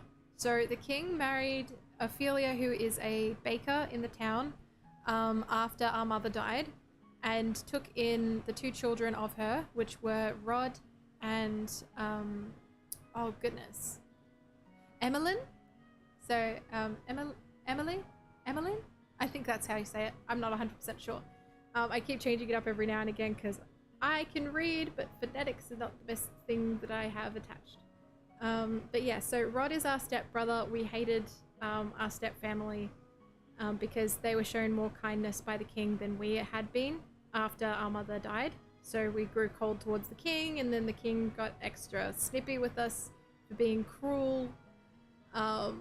Yeah, so this is our brother. Stepbrother, but still a brother. I was left out once again. The little baker lady with her kids. Yes, a little baker lady with her kids. What are you doing here? I have been trying to help Rod with his curse.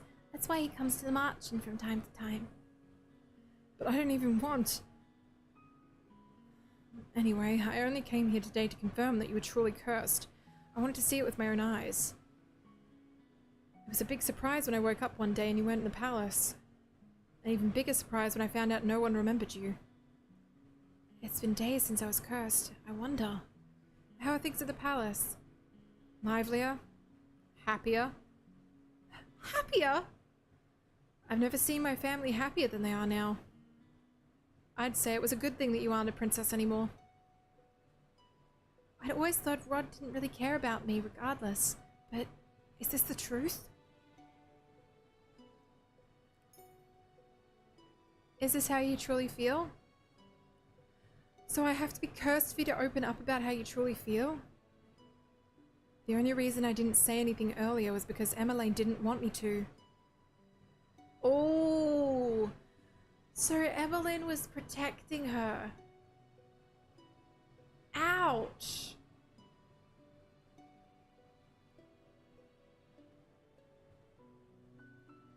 I'm happier too now that you're gone. I don't have to pretend to like you anymore. I'm gonna return to my palace, the palace now. Oh. To be fair, we did make his sister cry. We did. And we kept telling her that she was a commoner and was nothing, and every time that she tried to be nice to us and try to be our friend, we'd just be like, no, we're not family, stop pretending we are. I don't blame him for being mad. I'm gone, and they're all happier? Your very existence has been erased in the palace. They've never known you. That doesn't mean they're happier without you. Even the king. What did I expect? So why did you bring me here? The people in the march, and they... I shouldn't have left you alone in there, I'm sorry. You knew how they felt about me. What have I ever done to them? Now isn't the right time to explain. When will it ever be the right time? So many things have already happened to you, Luciette. I need you to be patient with me. Did the prince already leave? Yes, he has. Princess, we'll talk about this later, but for now you must focus on breaking your curse. Did I miss something? No. Right. Maybe the fairy's right. I don't think I'm ready to find out how I made so many people hate me. Well, Parfait, I think it's about time we get down to business. What should we do with her? What are you talking about? You, of course. You've got nowhere to go, right? She is right. I think back to the days I spent on the streets and shiver. Clara says, I mean, fair, he would be that angry, but also it would be so hurtful. Wait, so Rod is cursed. Why did the people in the castle remember him? He's cursed with a different curse where he can't speak. Yes. So with his curse, it doesn't mean that people forget him. It just means he can't speak. Ooh, thanks, Zigzag. Also, yes, thanks, Zigzag, for running people up to speed. It's much appreciated. I will do anything as long as I don't have to go back there. The princess can stay at the march and with me and the rest of the boarders. I'd almost forgotten what hope felt like. That you'll have to work in exchange for a room. I celebrated too soon. What? Magic has its limitations just like anything else, and money doesn't just appear out of thin air.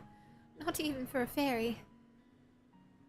The marchand doesn't attract many customers since the only cursed and a few others can enter. I sell my potions here and there, but I have several hungry mouths to feed and my funds are tight. I thought the fairies lived in luxury. Parfait, are you broke? Ouch! Even the Ice Princess can tell. And yet you still take people in? It's always been how Parfait operates. She's good-natured to a fault. I'm told suffocating beneath my debt will be the thing that kills me. Why don't you just leave? I assume you make enough to take care of yourself. Leave someone who's in need of help? I could never. And that, princess, is how goodness works. How goodness works. It's not as if I accept freeloaders. All my boarders help me run the march and do errands. The princess has never worked a day in her life. I doubt she'll be useful. If karma can be useful, anyone can be useful. I've yet to see karma be anything but useless. Princess, you're more than welcome to stay if you're willing to help out. It's the least you can do in exchange for a roof over your head and 3 meals a day. Oh, and shoes. Do I even have a choice? You do, but is it a good choice? I don't know.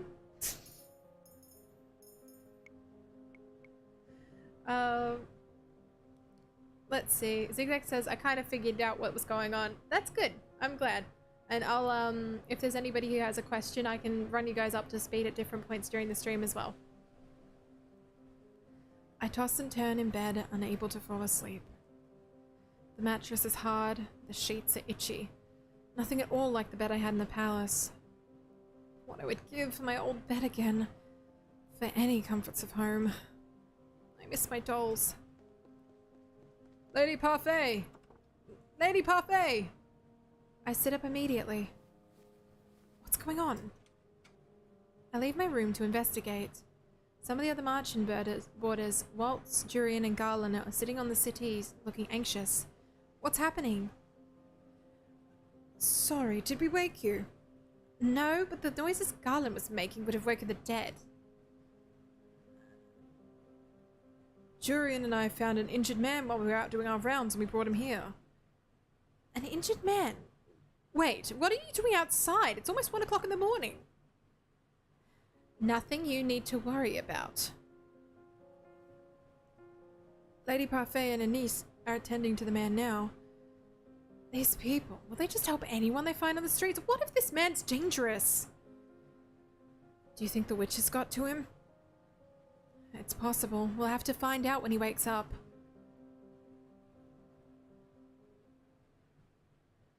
The next day, Parfait reveals that the man only suffered a minor head injury. She says she expects him to wake soon. I look at the tray of food in my hands. Anise has asked me to bring it up to the stranger's room while she finishes the rest of her cooking. I would never have been asked to do this in the palace. Goodness, what has the poor tray done to you to deserve that look? I must say, it's odd to see the princess doing something nice for someone. What do you want? I have something to ask the man that was brought in last night. Seeing as you're being good enough to deliver a breakfast, I thought I'd just tag along with you. If you're going, just bring up the tray yourself. You're not in any position to delegate your duties to me, Miss Luciette. Come on, the guest must be famished. Seeing no way out, I followed Delora to the spare room the man had been put in. Come in. Ooh! Hello! I like the sunlight angle coming in there. Very dramatic. Beautiful. I thought the man would have been old, but to my surprise he looks young. Probably in his early 20s. He seems lost in reverie as he stares at a small notebook. Good morning. Good to see you're awake and breathing. The man looks at her when she speaks. The instant he sees us, his eyes widen. Why is he staring at us like that? Am I dead? What? I'm in heaven. Or maybe. You two are angels that have fallen out of it?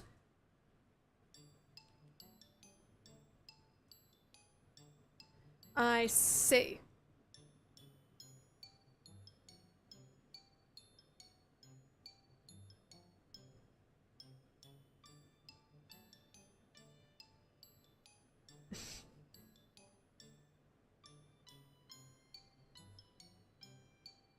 I can't do much about the messages and stuff at the minute, Zigzag.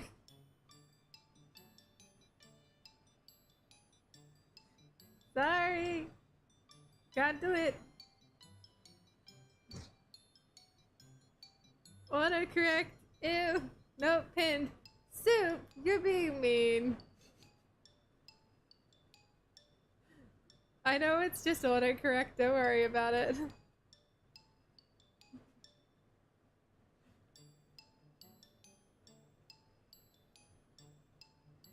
Oh, you can join me on this bed.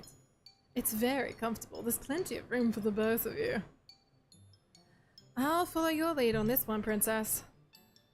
Princess? Oh, of course! Such a beautiful lady could only be a princess.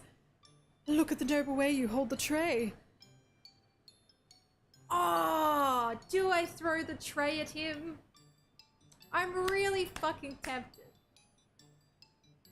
Chat, should I throw the tray at this man?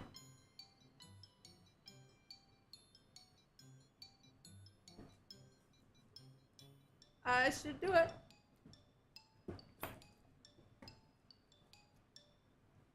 Cause like, I don't know, this man.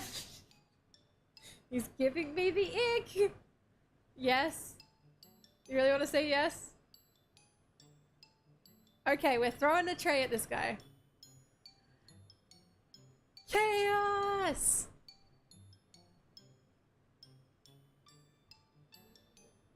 Can I throw the tray at him? I'm tempted to let you. Oh, feisty as well. Oh, be still, my beating heart. Huh? You! Oh, he's awake. Another lovely lady has entered my chambers. I don't think my heart can handle the perfection of the three of you at once. I think I know how Casanova here got those head injuries. Some lady decided she'd had enough of his rubbish and wanted to punish him. Delora, patience. He may not even be the right state of mind right now. He did take injuries to the head after all. The man finally stops to look just at me. He narrows his eyes so hard, I almost want to slap him. What? You're familiar.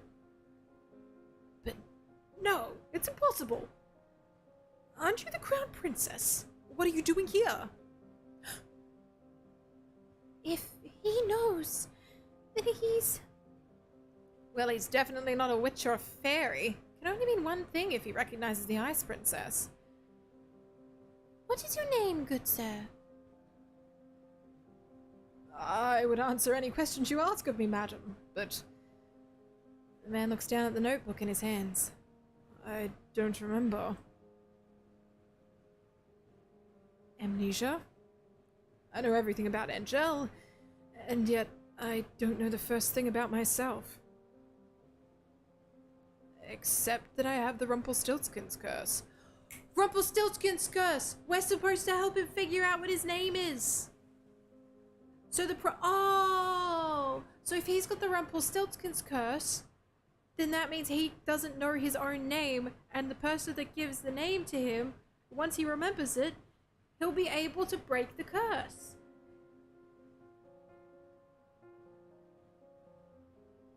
Okay, that's a straightforward one, I think. Rumpelstiltskin? Is that a fairy tale?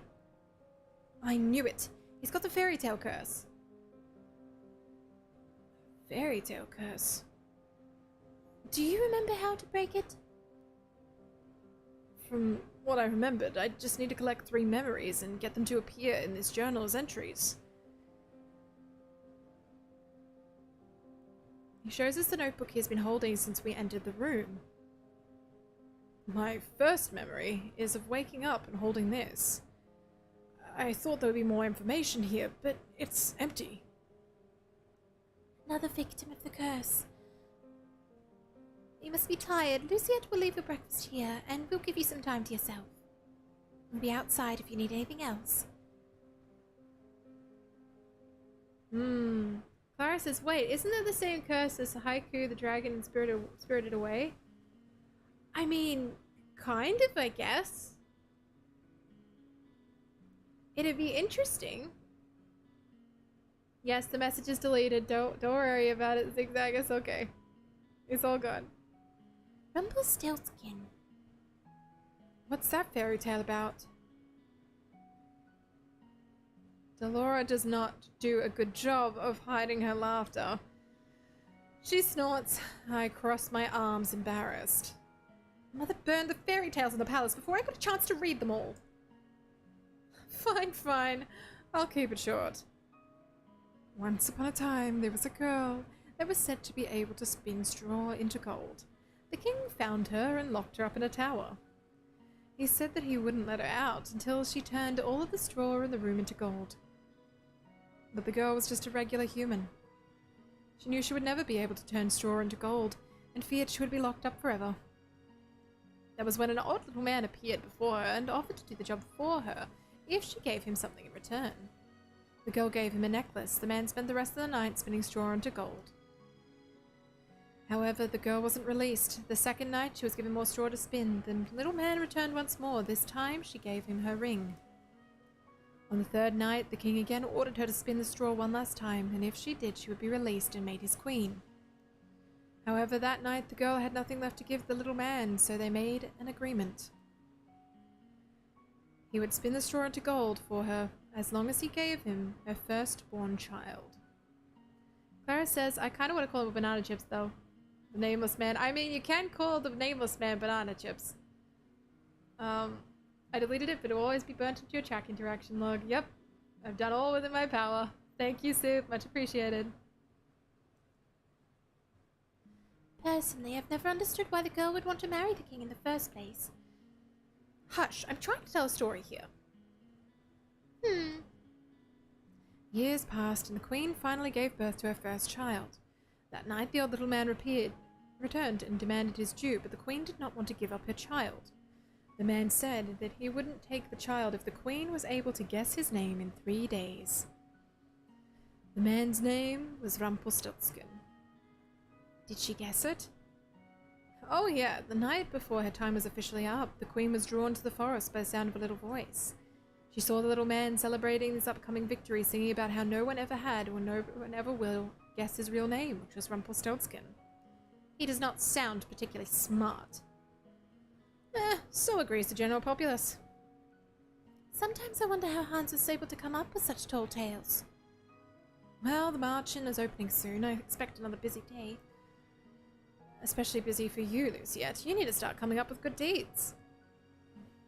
Ew. Let's see. Zigzag says, I'm so fucking embarrassed. Don't worry about it, Zigzag. I don't mind particularly, and I don't think anyone else in chat minds. We'll all forget about it soon enough. The amnesiac Casanova was allowed to stay at the March-in with the other boarders. Because he still seemed capable, Parfait set him to work as one of the March-in servers. Anissa's protests that he must remain in bed fell on deaf ears. Parfait couldn't very well throw him out, not while knowing he had nowhere to go. I would be incapable of showing him such kindness given all the nonsense he spouts.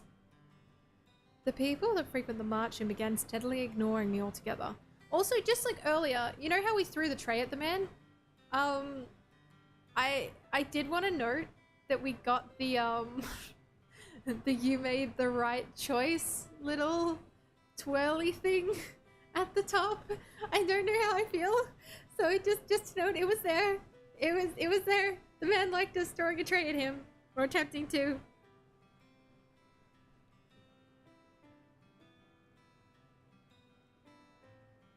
Like I do not exist.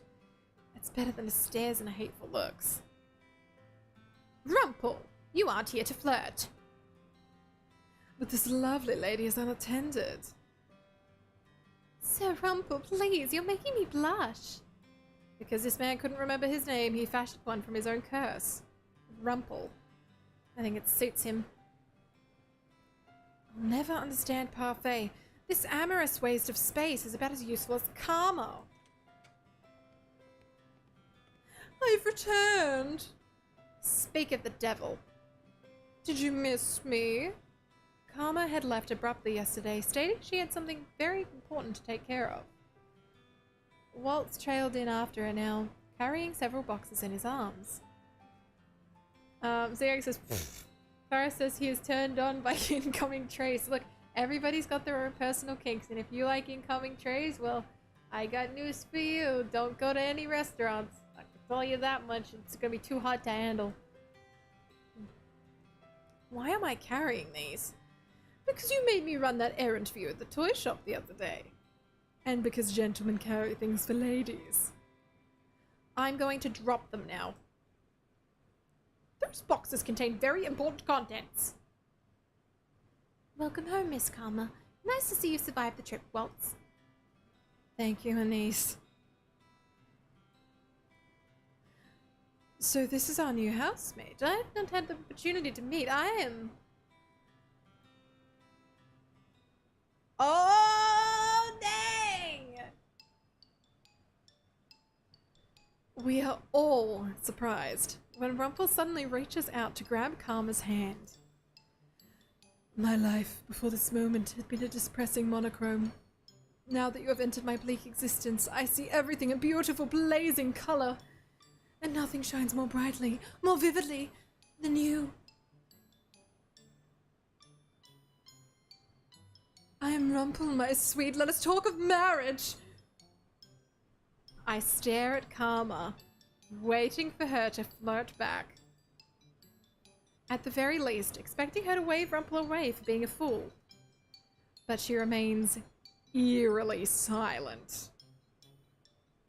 Answer, my angel, I beg of you. Keep? Say the word and it's done. Your filthy hands off of me!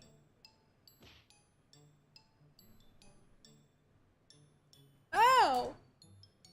Oh, not again. I would never be interested in the likes of you. Go on, lad. Give him a good beating like the one you gave to me. My queen, there is no need for violence. What? Did you just call me? Please calm down. Rumpel's still recovering. What's going on? Calm as a man. He doesn't take too kindly to being flirted with. Or proposed to. She is a man? But your voice, your face, your breasts. Ow! That's what you're focusing on? You pervert! I worship all aspects of the female form, but in my particular favorite has always been... Ow!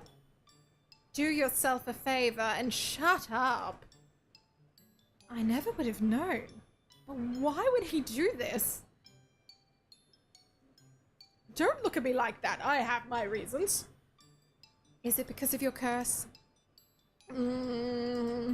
Yes. I am undone. My heart is in pieces. You knew him for less than 10 minutes. And for those that can hear the music of their heart, like I, it takes only a look to fall madly, irretrievably in love. I must leave. My heart will need time to heal.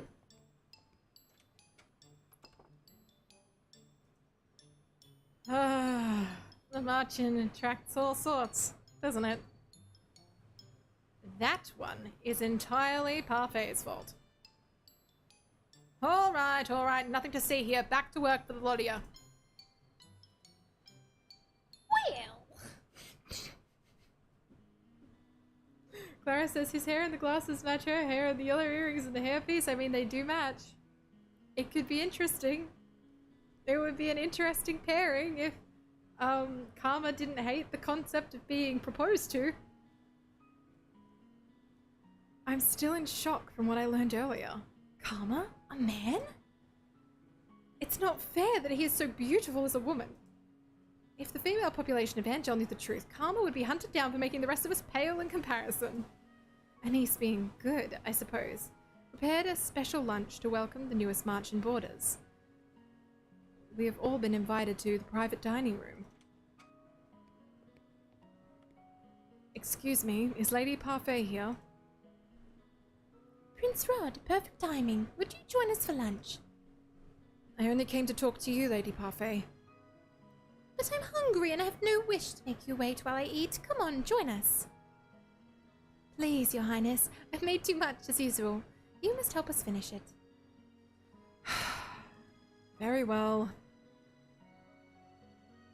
A cursed princess and a cursed prince. What an eclectic, eccentric collection of friends you have, Lady Parfait. I wouldn't say that they're eccentric necessarily. You're the most eccentric one here, Rumple. Really now? I sit silently in my chair, uncomfortable around so many people. Even when Mother was alive, I had all my meals alone, since my parents were always too busy to sit down for meals with me. The meals with Ophelia and her children were also awkward and silent. Somehow the atmosphere here is lively and friendly, though I barely know anyone here. Is something wrong? Excuse me? You've barely touched your food. Don't you like it? Dolores says this is one of your favorites. I'm just not used to eating with company. That's all. They say that sharing a meal brings family closer together. Garland! I apologize. Closer together, huh? So, have you made any progress with how to do the good deeds, Princess? There is no way I'm admitting that I do not even know how to complete one. Oh, I forgot you're not so good at being good, Brett. You're not very helpful. Why didn't you ask someone to teach you how to do good? What? Well, that's not something you hear every day. As in, take some kind of lessons? If you're having so much trouble on your own, you should ask someone to give you some advice and teach you. It's as simple as that. What is this I hear? The princess needs advice. Well then, she is in luck. I happen to give the most excellent advice, and believe me when I say that I can teach almost anything. The princess is indeed lucky, if as I am available for teaching duties as well. No doubt it'd be the better choice, as I don't go by deceiving the world. Excuse me. One-sided flirting to bitter enemies, all in the span of a few hours. This man broke my heart. Oh. Anyway, I'd also be happy to teach you in any way I can, Princess. And I'm sure your stepbrother would also be happy to help as well. No, he would not. I don't think I would make the best teacher for this sort of thing. I only teach others how to fight. Never mind the fact that Yurin himself still struggles to be good. What? You're lucky, aren't you? So many people willing to help you. But why? Why are you also willing to help me? That's what we do at the Marchen. We help each other. Lesson number 1. Doing good means helping it wherever we can. Just let any one of us know if you want it. You want our help. Trust no one but yourself. You need not care for anyone but yourself. This is what Mother in the last few years have taught me. I've always been alone. It's easier that way. And yet, these strangers, these people I've known only for a few days, are so willing to help me when they gain nothing in return. Is this the goodness I was meant to see? Father?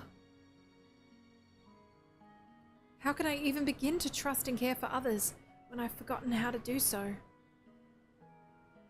I'm slowly beginning to understand what it is that I must do. Chapter 2. The Decision. I will give it a quick save while I remember.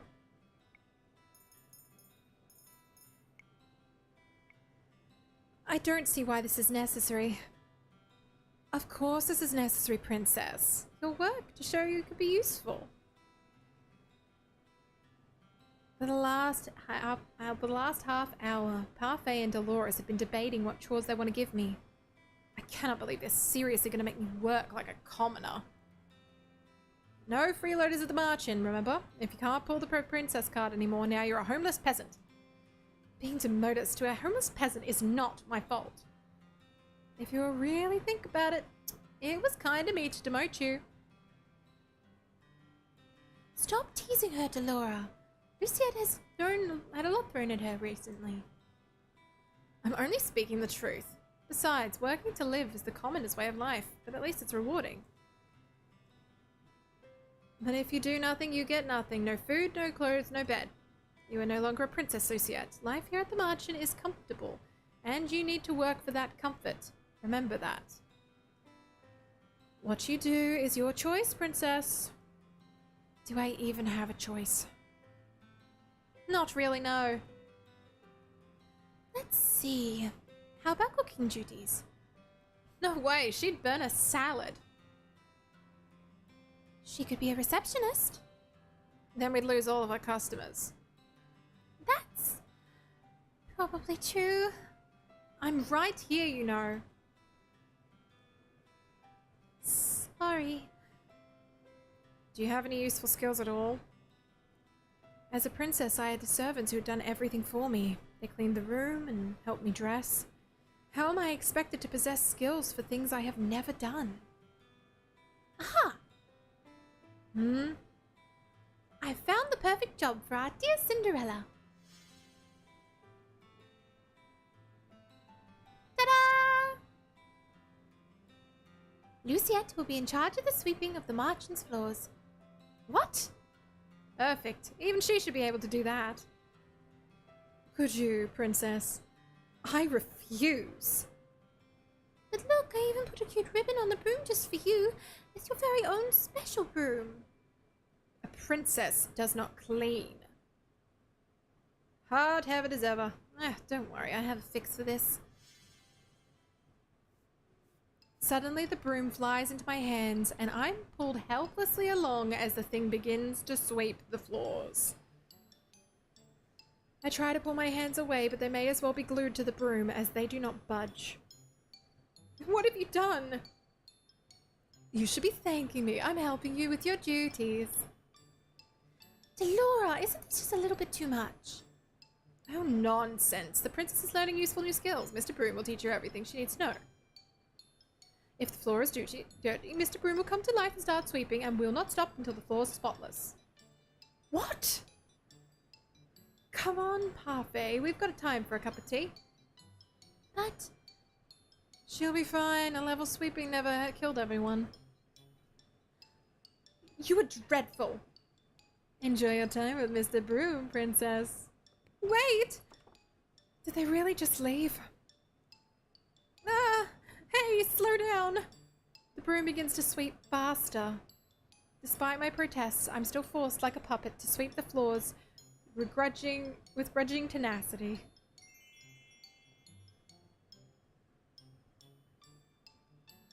I can barely catch my breath after that.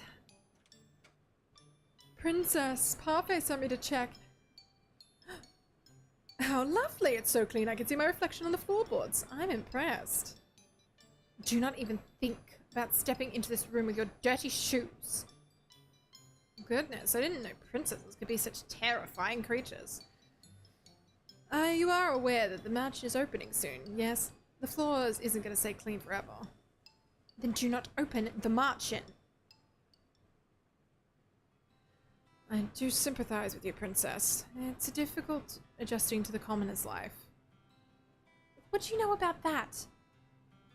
More than you think. What? Oh, did I let that slip? Oh, that was my mistake.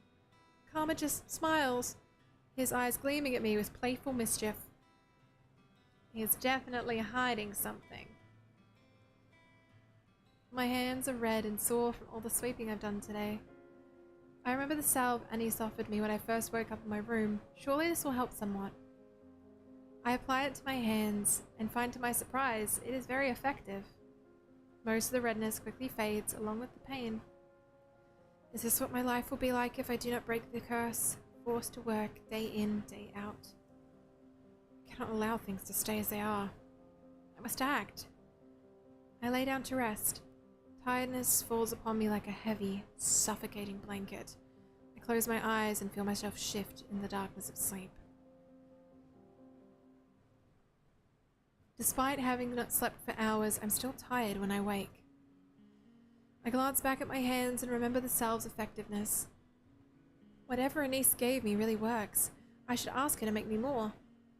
I feel this is not going to last the time I will need it. I must act quickly. The sooner I break the curse, the better. The people who offered me to help me are all here. Who should I ask?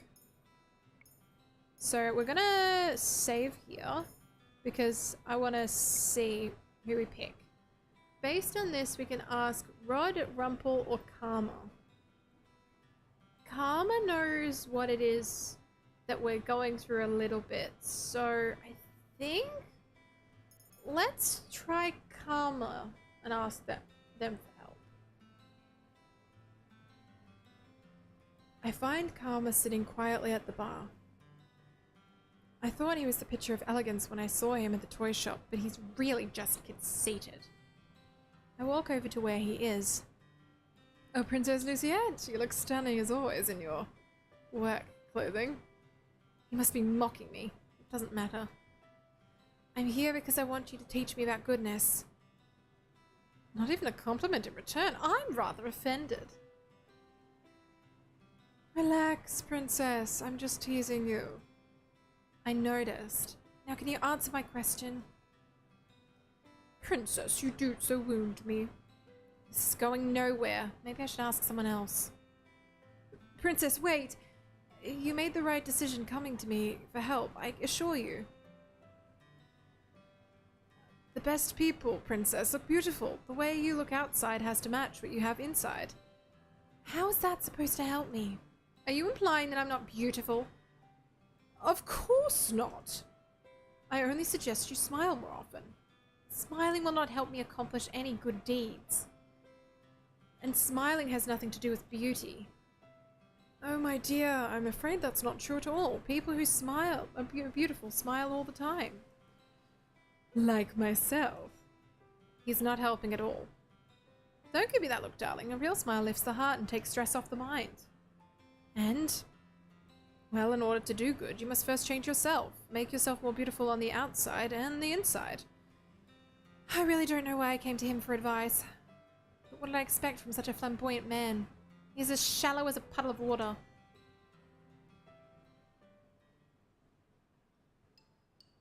I stare in horror at the floor. Gravel and sand are embedded between the floorboards. The wood beneath my feet is covered in thick muck.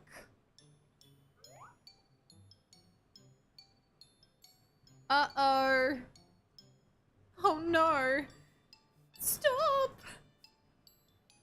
Never thought I'd see this, but the princess is actually sweeping.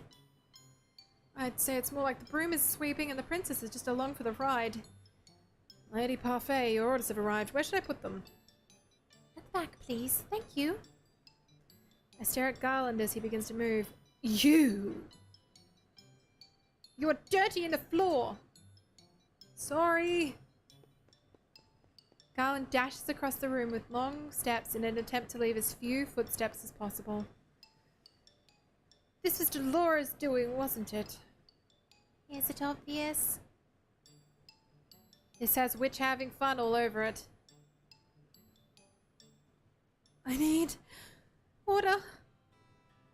Wow, completely spotless. You are the worst. Don't be mad at the broom, princess. It's only trying to help. It's doing nothing but making my life miserable. Lady Parfait, I must speak with you. I look up at the witch that's just entered. She's a regular at the Marchen, and according to Parfait and Delora, a good witch. She orders her tea here from time to time. She has mud on her shoes. Why is she glaring at me like that? I believe it's because of your shoes, dear. I've just cleaned the floors. Oh, I'm so sorry. I'll clean up for myself right away. Good. The princess is something else. I've never seen a witch so frightened of someone before. The witch hurriedly cleans up the track she made coming in before going to speak with Parfait. Even though Parfait says that Delora and this witch is good, I don't trust her judgment. Especially when not when she considers Delora, who ruined my life, a good person. I put the broom back in its resting place before double-checking my work. Now that I'm done, I continue working on breaking on my curse. Whom should I ask for help today? Maybe we try something different. Maybe let's try Rod. I glance over at Rod as he enters the tavern. That was almost perfect timing.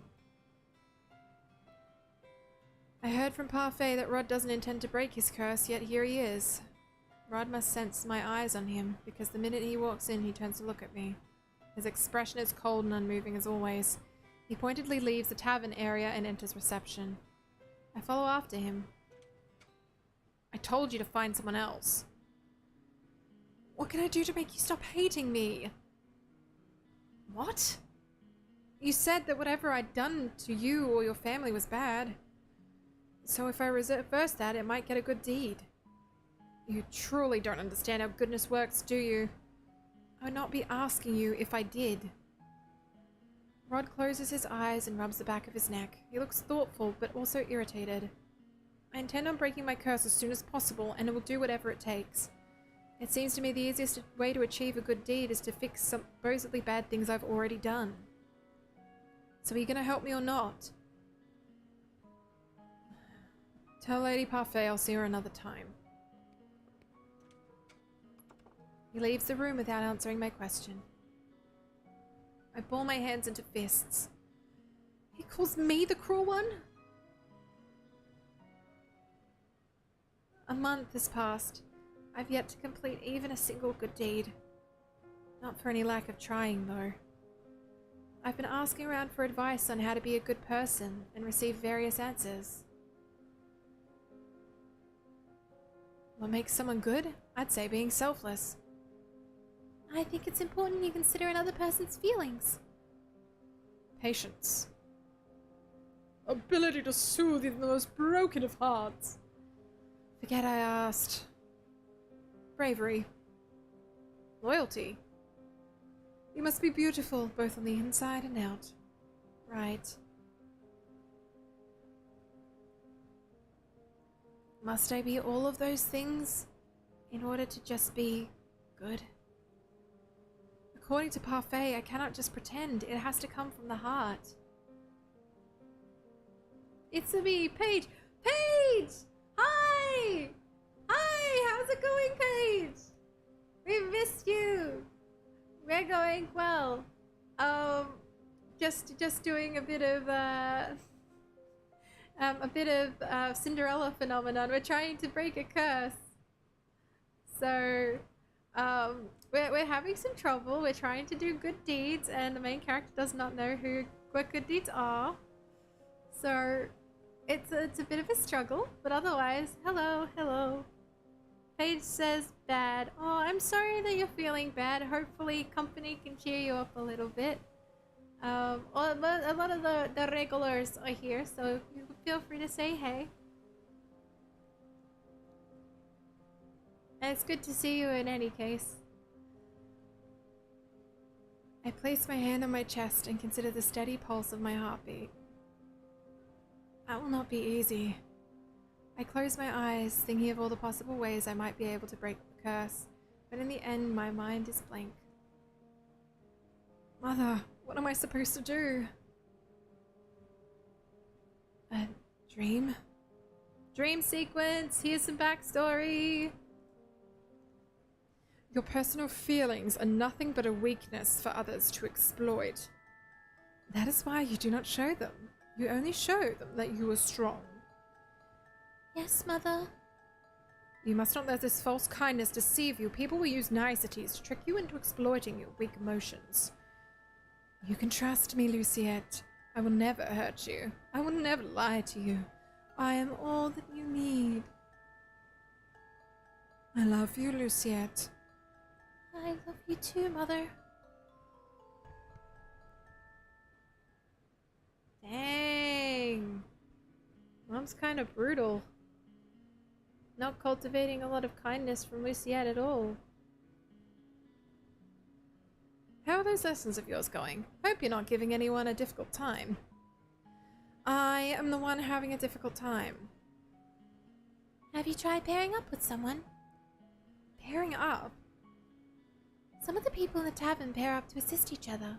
2 heads are better than 1, as they say. It's not a bad idea, but the problem is her. Who's gonna volunteer to pair up with an ice princess? She does have a point. People may not glare at me anymore, but it doesn't escape me that I'm still disliked. Pairing up? Yes. So, TLDR, we were raised to be quite a nasty person. To everybody, not to care about other people's feelings, to squash our own feelings, among other things, by our mother, and have been really cruel since. Then Dolores, who is the witch that's in this picture, on the left-hand side of the screen, she ended up cursing us with a fairy tale curse specifically to relive the fairy tale of Cinderella, going from, in our case, riches, as we were once the crown princess of the kingdom, to rags. And then to only end up breaking said curse and having everybody remember who it is that we are, if we can be kind. But it has to be the kindness from the bottom of our hearts and to be in earnest. So that is what we're currently doing. We're currently at a lodge that everybody who has been cursed, or at least a large portion of the people who have been cursed with different fairy tale curses, have actually been staying at because they have nowhere else to go. So a lot of the people that we're talking to are cursed as well and have their own individual fairy tale curses. We've got, for example, Waltz, who has the Neverland curse and is stuck eternally to look as a young boy instead of the man that he truly is, among other things. But yeah, so basically the curses are related to fairy tales. Zigzag says, hope you feel better soon. Paige says, I suck. My mind went straight to dating when I heard pairing up. I mean, there kind of is a dating component to this, which we'll get to, but we have to get to the point of being on nicety terms with everybody, and everyone still hates us. So, yeah. Eventually we may pair off with somebody, but you know, I don't have to see how it goes. She has a point. People may not glare at me anymore, but it doesn't escape me that I'm still disliked. Most of the boarders at the Martian volunteered to help her, remember? I haven't heard any of them retract their offers. It's only a matter of time. Wow, Dolores, you have so little faith in us. You have absolutely none.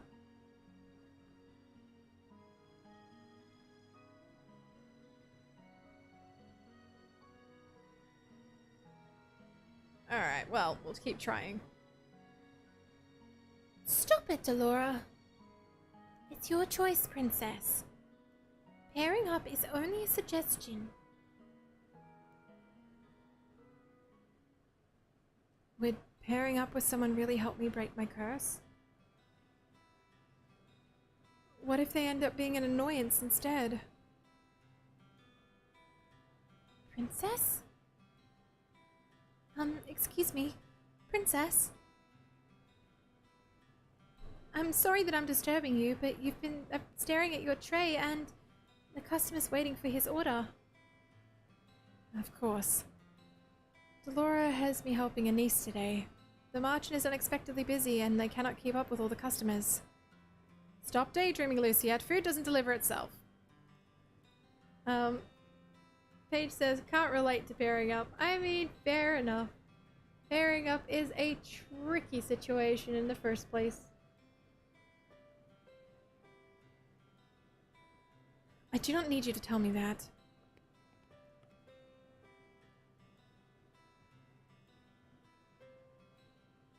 And besides, like, it's questionable as to whether we're even going to be able to pair up because, anyone that knows me and any dating component simulators, I end up on the death route first try, so, you know, there is that. I stretch out on my bed. The stiff mattress does little to soothe my aching muscles. I was on my feet the entire day, struggling to keep up with the steady stream of people coming into the Martian. I've never seen the Martian this busy. I roll onto my stomach and bury my face in my pillow. My arms and legs protest at the movement. I refuse to live this type of life much longer.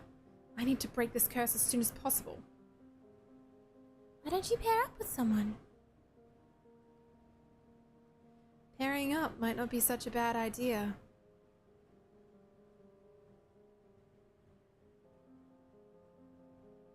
Ooh! So we get to choose a route. Okay. Interesting. Zigzag says, "It's fine, Ambi. I died on my second date in Dream Daddy." Yes. That is fun. Ew, man. I mean, they're nice. They're nice. I do like the story that happens, so I figured we could change it up a bit. You know, we got a lot of ones that were women dating Sims, so now we're onto the men again. And the visual novel that we're playing after this one is a women one again, so you know, we got even Stevens it up, you know. Ooh, are they locked? Fair. It's good to change it up. So, for a bit of context with this particular simulator, this particular visual novel, it is a story expanding sort of type. You need to go through each individual route in order to get the full story of what's happened.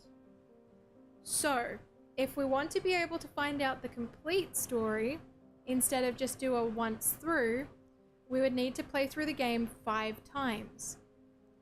However, I wanted to pose this to you guys, and since you guys are in the chat, I'm going to leave the decision up to all of you.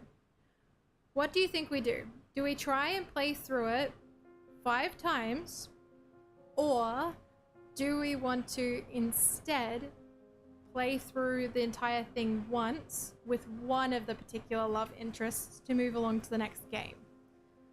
Because this is that point where we've got a bit of a vote thing happening. So if I could figure out how to use the polls properly, I would. But I don't know if the poll command will work. Poll. I need to figure that out anyway. Let's see. Third one reminds me of Shin from Amnesia. Okay, so this is Waltz. I know that much. This is Waltz. This one is Fitz. Then we've got Karma at the top. We've got Rumpel here, and then we've got Rod at the bottom. I know as far as an evolving story order goes, we should start with Rod first. But this is why I'm asking you guys. Do we want to go through and play the game 5 times, so that way we get the full story, or once? You guys pick. I will see if I can find the polls thing.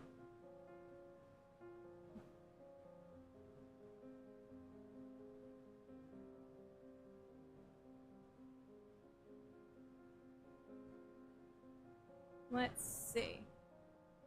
Polls are exclusive to partner and affiliates. Yeah, I'm not an affiliate, unfortunately, so just chuck your answers into the chat for which one you would prefer. You each get one vote. I don't know why, but I don't want to start with Rod. Okay, that's fair. We could start with someone else. So we can start with Rod, we could start with Karma, or we could start with Rumpel. Do we want Mr. Grandiose, who we want to smash? Do you have any preference? Oh, smash with a tray, I mean. Not actually smash with a tray. We tried to smash him with a tray. I don't mind either way.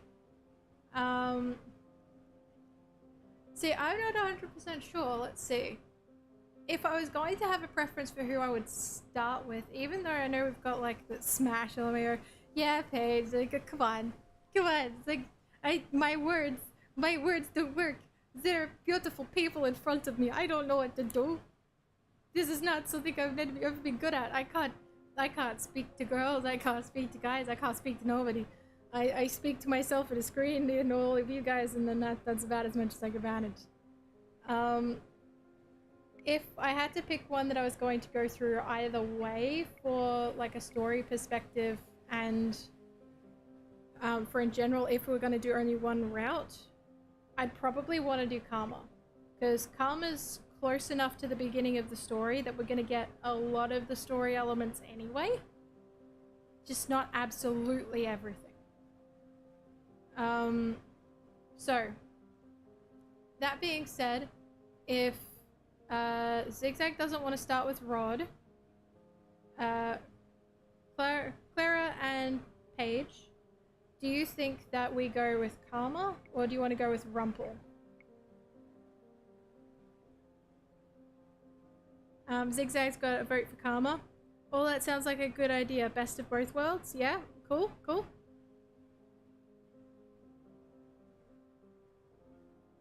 Sounds like we're leaning towards that, but I will get Karma Chameleon, yes. I love Karma Chameleon. It's a great song. I can hear your wicked words every day.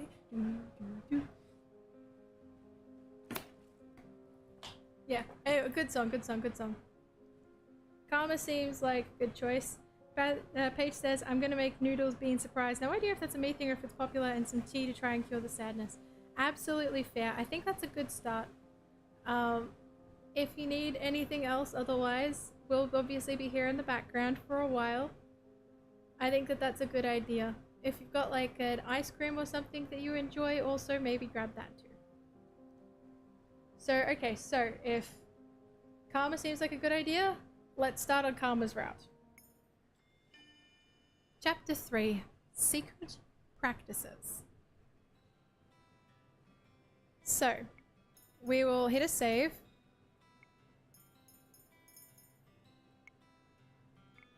I decide to go for Karma as soon as I'm done with Mr. Broom. Or as soon as it is done with me.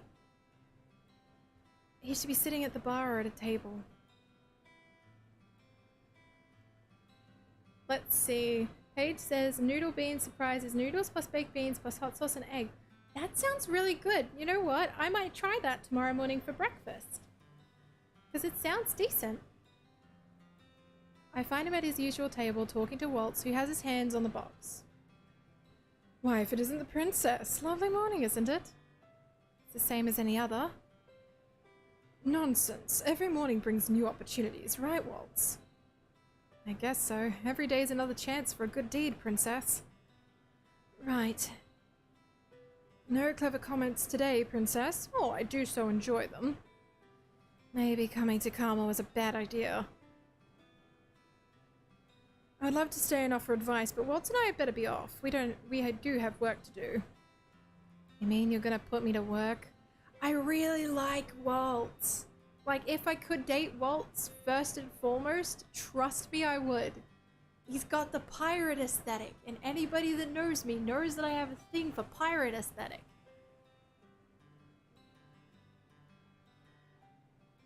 Work? Parfait asked us to pick up some provisions for the tavern. She asked us, but in the end it will be me carrying everything. You make a lady carry everything? Karma suddenly stops and whirls to look at me with wide eyes. Oh! I cannot say that I like the glimmer in his eyes. How would you like to help, Princess Luciette? I'm sure that this would count as one of your good deeds. I'm pretty sure that's not how this works. Let's see. Clara, Zigzag says, that sounds like a good meal. I'm eating Wheat Bix and yogurt with raspberries. It's so yum. That also sounds really good. What is everyone's like real favorite simple meal? Clara says, yeah, he has slight hot vibes. He do. He really do. Paige says, if you want, I can post a picture in the Discord once I'm done. I would love that. Thank you, Paige. Clara says, ooh, sounds so nice. It does. Oh, well, sure, no fun. Helping Karma carry things does not sound pleasant, but I'll go. Truly, oh my, Waltz, it seems I will not be requiring your assistance today. Princess, are you sure? Perhaps this might be considered good. Besides, I'll finally get to leave this place for the first time since I've been here. I'm sure. Okay. Take good care of the princess, Karma. Of course.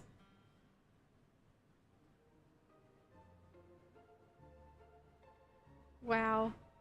Well, it's good to know that Waltz isn't the only one that's not entirely trusting Karma to do anything. I don't trust him either. But still. Clara says, I liked cutting up strawberries and putting them in the microwave for 15 seconds and putting them on toast. That's really nice, too. Zigzag says, my favorite meal is literally just corn thins with butter and Vegemite. I like that one as well. Geez, my autocorrect is busted. If you go to your settings on your phone, I think you should be able to turn off autocorrect. So that may help you. Or turn it on with like a separate settings and stuff, possibly. For the rest of the day, Karma takes me to different shops around the town, reading off a long list and giving me the coins to buy things. I notice that the townspeople treat me nicely when the two of us are together. I don't understand why everyone likes Miss Karma so much. Perhaps it's because they don't really know him. We stop in the middle of town and sit at a small cafe on the outskirts to take a break. Miss Karma is still the picture of elegance. Why do you dress like a woman? Darling, not so loud. Why is this even a secret? It's related to my curse. I mentioned that before, didn't I? What was your curse again?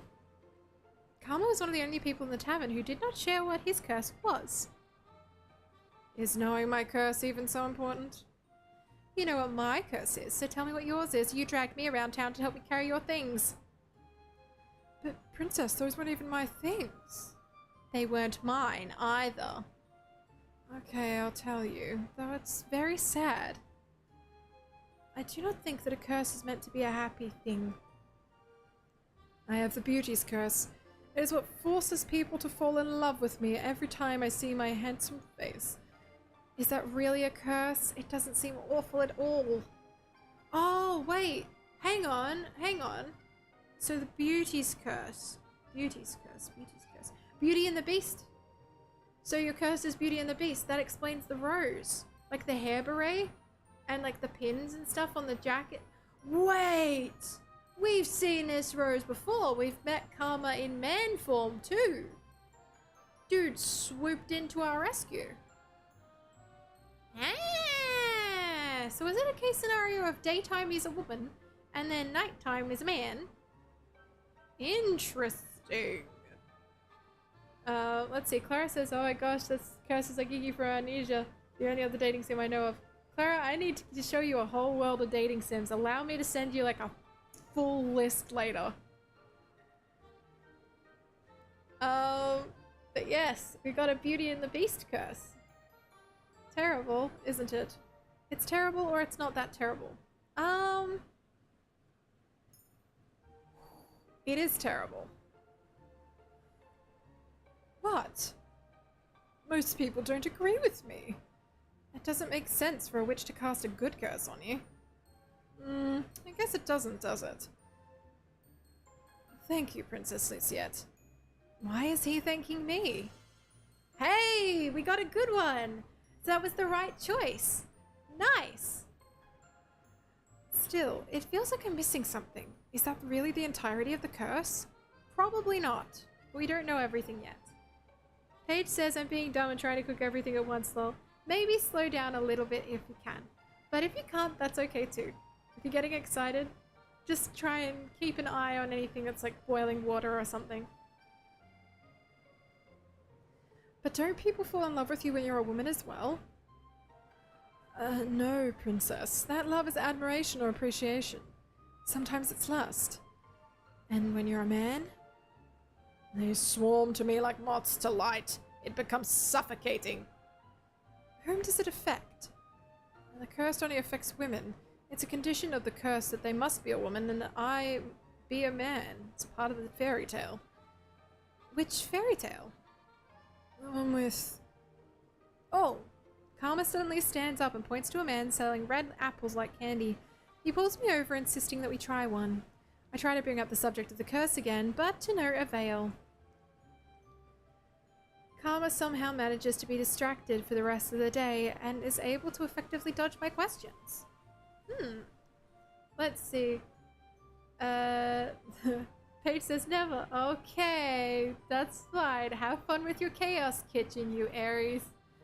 Curse says, ew, the straight curse. Well, it is an interesting one. But maybe Karma needs like a woman to fall in love with him while he's in woman form? Is that what breaks the curse? I don't know.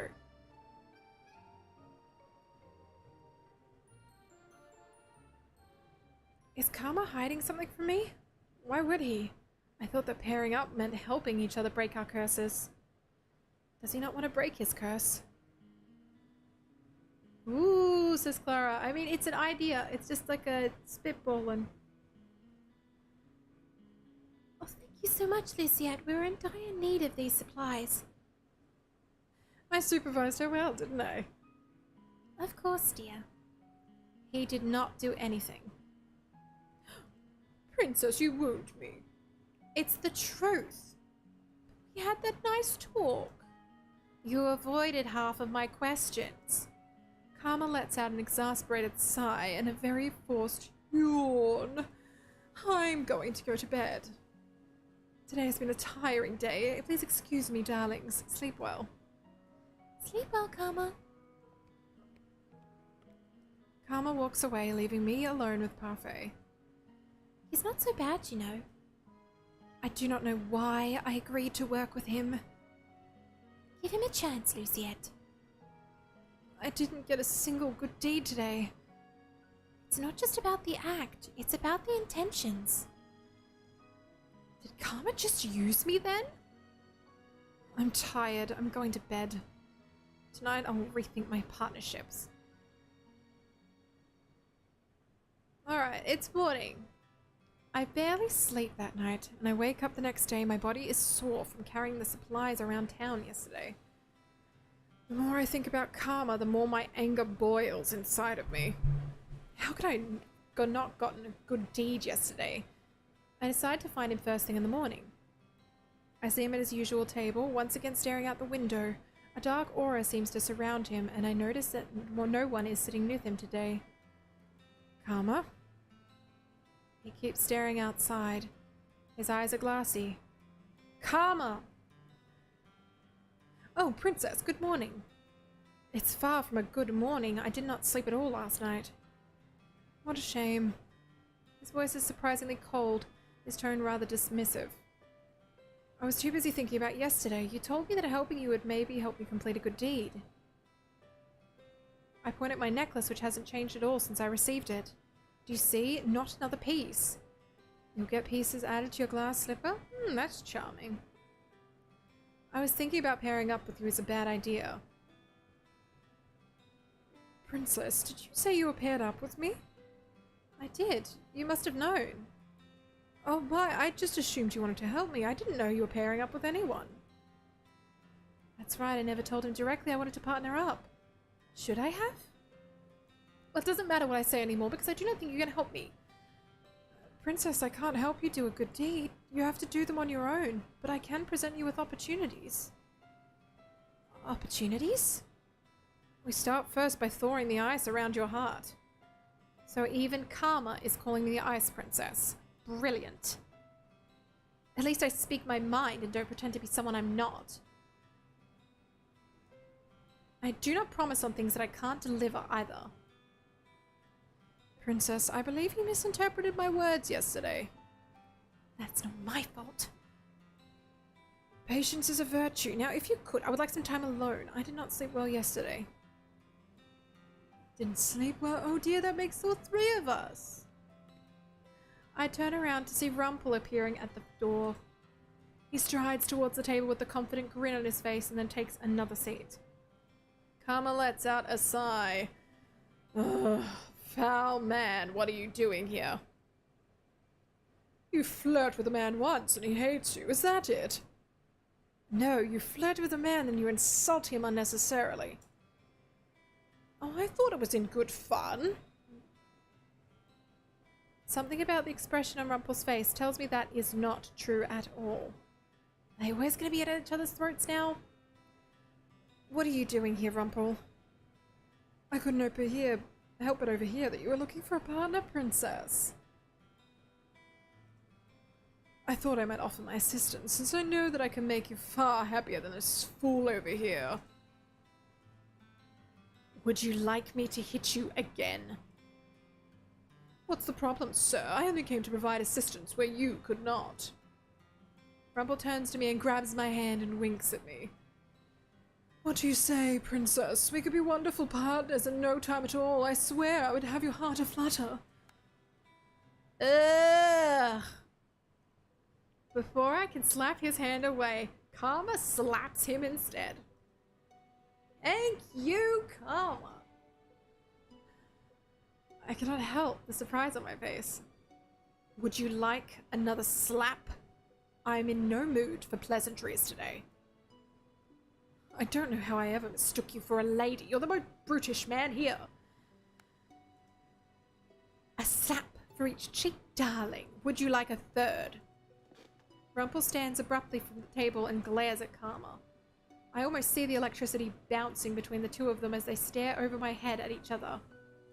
I see Jurian walking towards us with a stern look on her face. I would never hurt a person unnecessarily. I don't resort to violence. My, then that gives me all the opportunities I need. Slap Rumple or stand up for Rumple?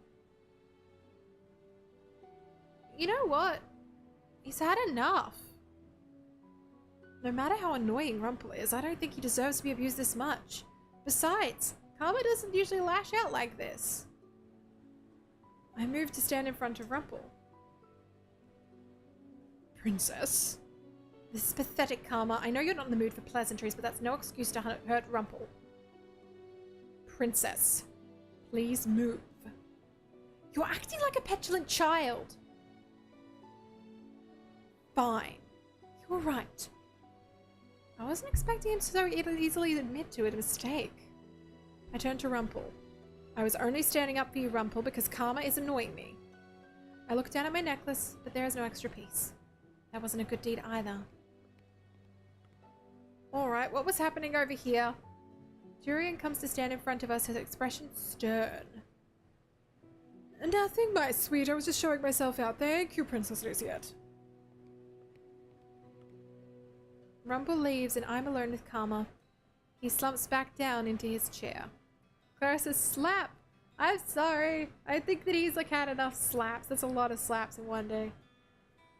Paige says, I've posted a picture of food. Ooh, thank you. I will look at that after stream. I also made pomegranate tea. Nice.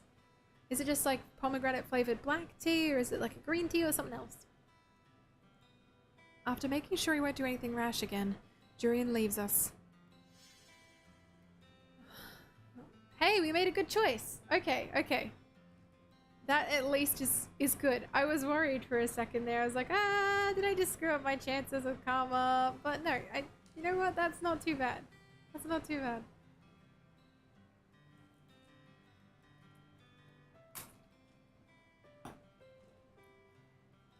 I'm sorry, Princess.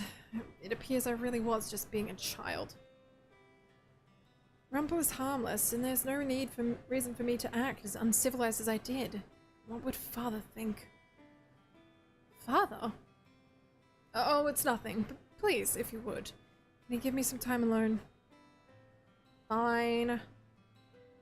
I leave Karma sitting there by himself. I return to the front of the tavern where Anise has more chores waiting for me. Today I have to work as a server, which is still better than working with Mr. Broom. The usual people at the tavern are at the tavern, and I overhear conversations as I work. At one point, Garland walks over to the bar and Anise serves him a drink. Let's see. Paige says, just pomegranate tea. The hot sauce I use is very spicy. Pain!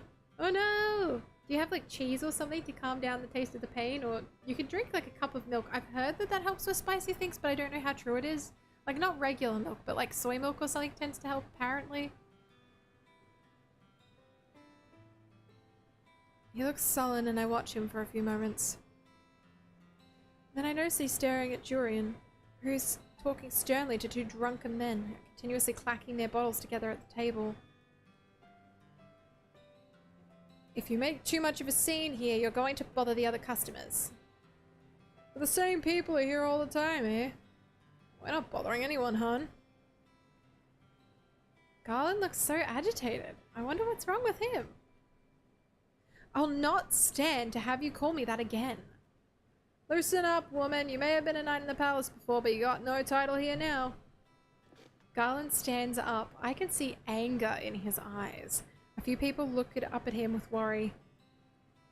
I may have no title, but I still demand respect.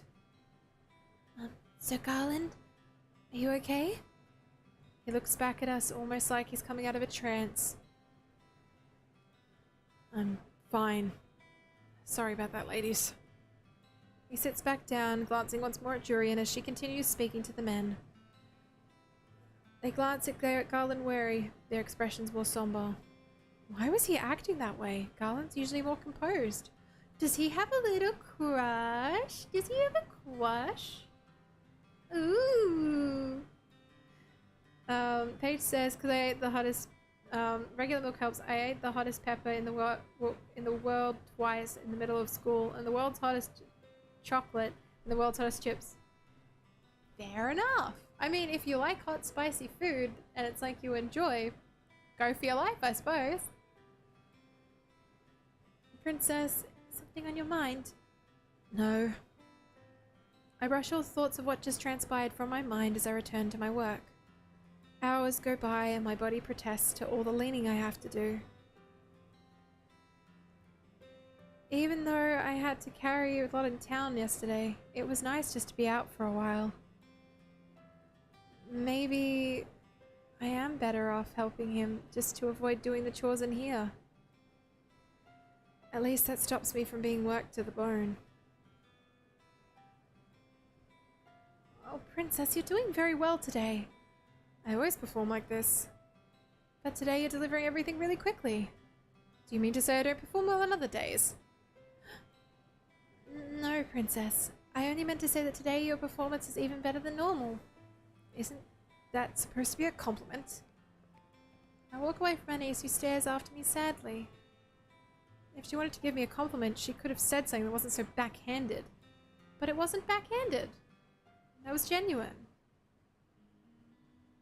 Someone's having a lot of trouble with compliments. Paige says, I was dared to do it. I never turn down a dare unless it's too sexual. Well, I mean, fair. Is it usually for money that you do take the dares, or just because? The tavern clears for the day, and I finally have some time to sit down and relax. As I'm sitting here, Waltz pulls up a chair and sits in front of me. Hello, Princess. I heard from my niece that you were excellent at your job today. Congratulations on improving. Princess? So you're mocking me now too?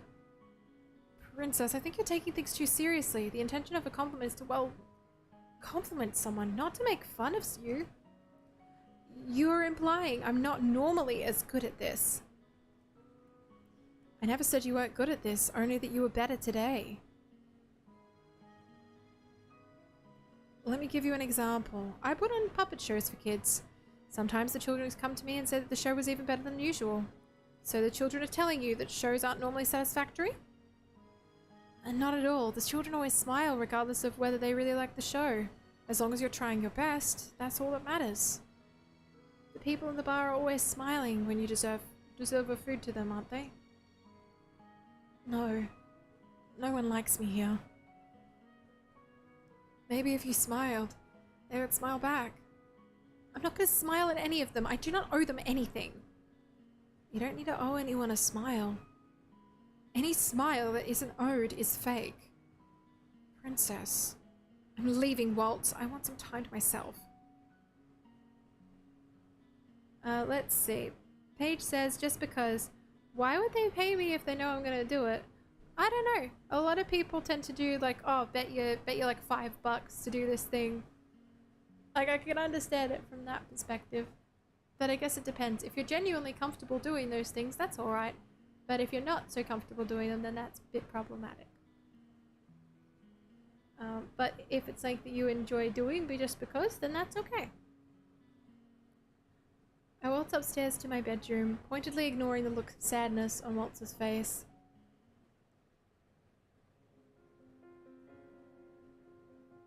I've been sleeplessly laying on my bed for hours. Sometimes I hear the sounds of people walking through the hallway. Who would be up at this time of night? I need to leave and get some fresh air. It's eerily quiet at night. I stop when I hear the faint sounds coming from outside. What's that? Go outside or remain inside? I'm gonna save, then go outside. Let's see. Paige says, one of my friends pays me sometimes, but it's more if it's a really hard one or something. Is it hard, like, to obtain the materials to do, or hard in other ways? Well, I did say I needed some fresh air. No point in backing out now. I walked to the front door. Princess? I turned to see Delora looking at me with amusement flickering in her eyes. Princess, what are you doing? Getting some fresh air. It's dangerous out at night, you know. You can't just keep me inside like a caged bird. I didn't say you had to stay inside, I just said that it was dangerous. You might need to get your ears checked. And there won't be any problem with me going out right now. Princess, you only hear what you want to hear. You can't go outside without an escort. I'm not going to go far. Before Dolores can stop me, I walk out the front door and head in the direction of the sounds. You must be the most disobedient princess I've ever met. And you must be the most annoying witch. Laura lets out an undignified snort as she catches up to me. Fine then, we'll go on this little night stroll together. Delora and I eventually find ourselves in the forest. Those sound like metal against metal. Well, I guess with you being partnered with Karma, you would find out eventually. Excuse me? I get the answer to my question when we walk through the trees and come into a clearing. I finally see where the sounds are coming from. Oh! Hello, boys! Good to see you're fighting with steel. Two men stand in the clearing, swords clashing. One of the men is Garland, who is poised with his sword. It takes me a moment to realize that the other is Karma, who isn't in a dress. So it was he who was with Waltz that night? Neither he nor Garland noticed at first. Princess, you're staring? Of course I am. What's all this? It's a practice session. Karma's a very talented swordsman and he practices at night with either Jurian or Garland, depending on who's not on patrol. Karma can use a sword that well? The king told me once only knights could have had such skill. Just who is Karma? Let's see. Paige says, once I was dared to stand by a train track while it was going by, so that was kind of hard. No, next to it, no risk of my life. Well, I'm glad that there wasn't any. But yeah, that is a bit tricky, trying to like stay still. Paige says the MC when someone wears different clothing. JK. Yeah, I know. Like, she doesn't realize that it was two separate people, at least to start with. Only met one, but yeah.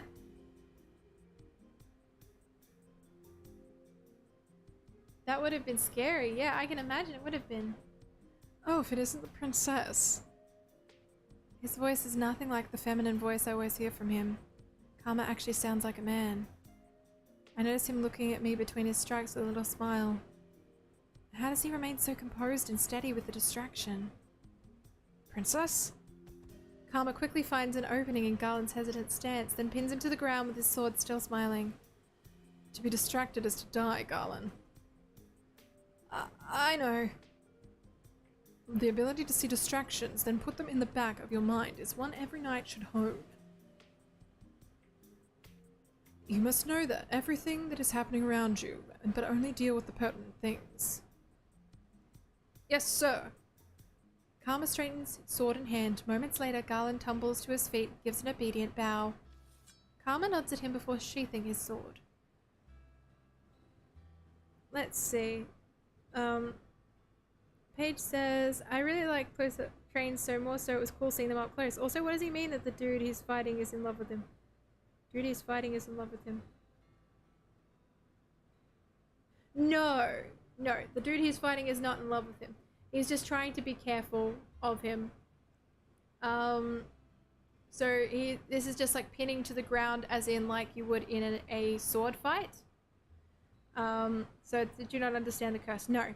So if he is a man at the time, all of the women are attracted to him. If he is a woman in the daytime, all of the men are attracted to him.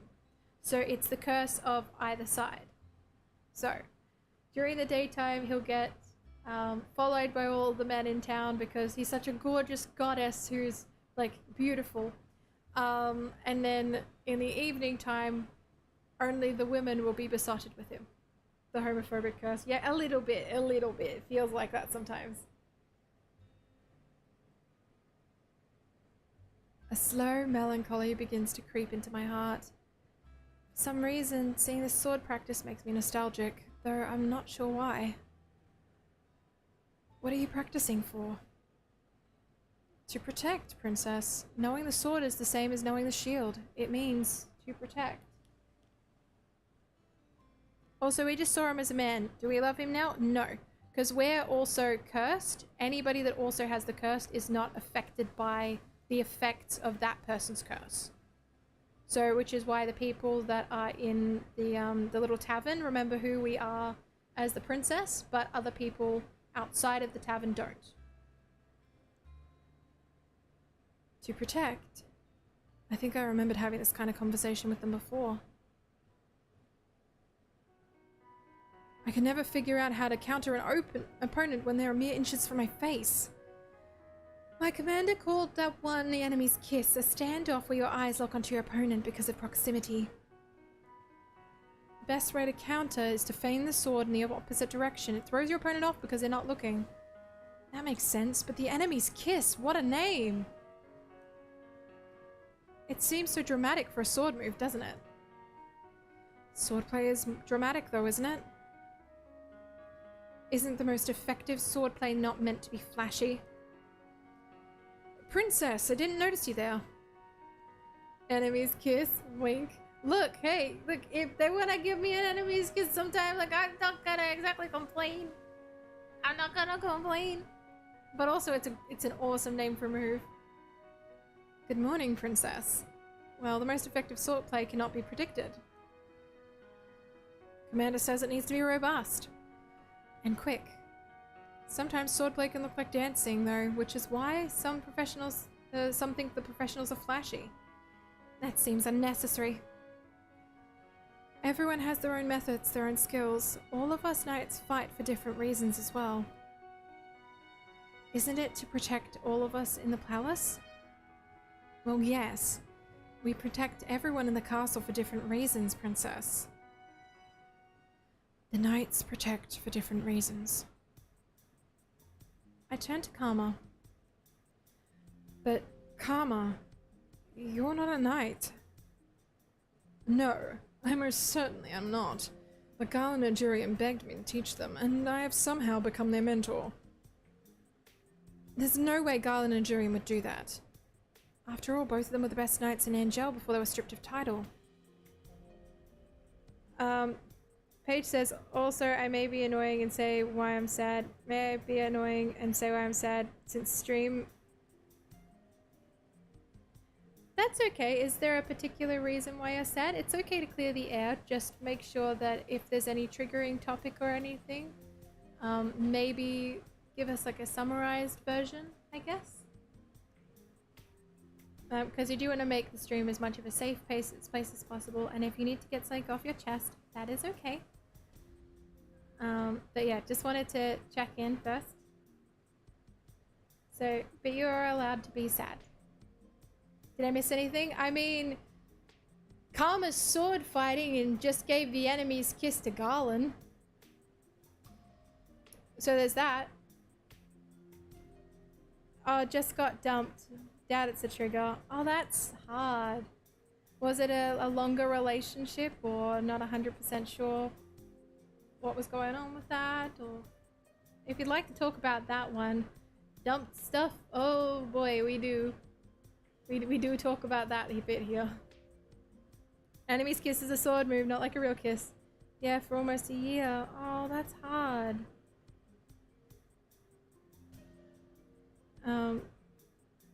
Was it a case of like long distance or anything? You can go into it if you'd like to, but if you don't want to, that's also okay. Thanks for clearing that up, I was confused. Shh. It was supposed to be funny. Dang it. Oh well. Karma actually speaks the truth. Durian and I really did have to get down on our knees and beg him for him to instruct us. What? Is Karma really so talented? I don't know what's more to say, it's just sadness, lol. Well, as you know, you can always pop into like the Discord and everything and say hi there. And everyone in there's pretty good people, so if you need that extra support, it's there for you. And it is really hard when you've been dumped and like your heart's crushed. And it doesn't make it any easier when people always say, "Oh, just give it some time, like your heart will heal." It doesn't negate the fact that it's painful at that particular moment, you know? So I'm really sorry for your loss. I just noticed something. My uncle left his saw here. Oh, I have a saw now. Be careful with the saw. Actually, hang on. Paige, dare you to be careful with a saw. So you're finally impressed with me. What do you think, Princess? Am I the picture of elegance in this outfit, aren't I? You know, I don't know why you and Rumple fight so often. You really are very similar. Don't compare me to that fool. He has no class. Just because you come from different backgrounds doesn't mean he has this class. So the reason you were tired today is because you do these practices at night? Oh, suppose I've been caught red-handed. Why does this have to be a secret? Does it have to do with Karma's curse? But he's not in his disguise now. We could have been working on breaking our curses today, but no, you decided to stay up late into the night. Practicing was more important. That was probably why you were grumpy this morning. Well, our protection is vital, don't you think? Garland, you were at the palace. How is it that Karma possesses more skill with the sword than you? Princess! Karma is special, Princess. He is so much more talented with the sword than a lot of people. I do pride myself on being a splendid instructor. Never fear, Princess. I will help you dispel your curse. After all, you did suggest we were still partners. Can he really help me with my curse? Then how will he do that just by presenting opportunities? We'll try again tomorrow, darling. But for now, Garland and I have some more work to do. This time, Garland, do not lose focus. Yes, sir. The sound of swords carries through the night air. For a long while, I stand with Delora, watching the two men fight. Karma chides Garland often, telling him that his concentration is waning. Karma's a good swordsman, perhaps even better than the Palace Knights. His nimble swordsplay repeats again and again in my head, even when I return to the tavern for the night. Let's see. Zigzag says it sucks when a relationship ends. Just know that we're all here for you. Paige says, I saw salsa. Ooh. Zigzag says, Dave for 50 cents, be careful with it. Clara says, hey. Paige says, I gotta jump now. That's not gonna work. Damn it. I saw. Oh, now that's a tongue twister and a half. Luciette, I've told you before that the Knights are an unruly bunch. But Mother, they're so much fun to watch.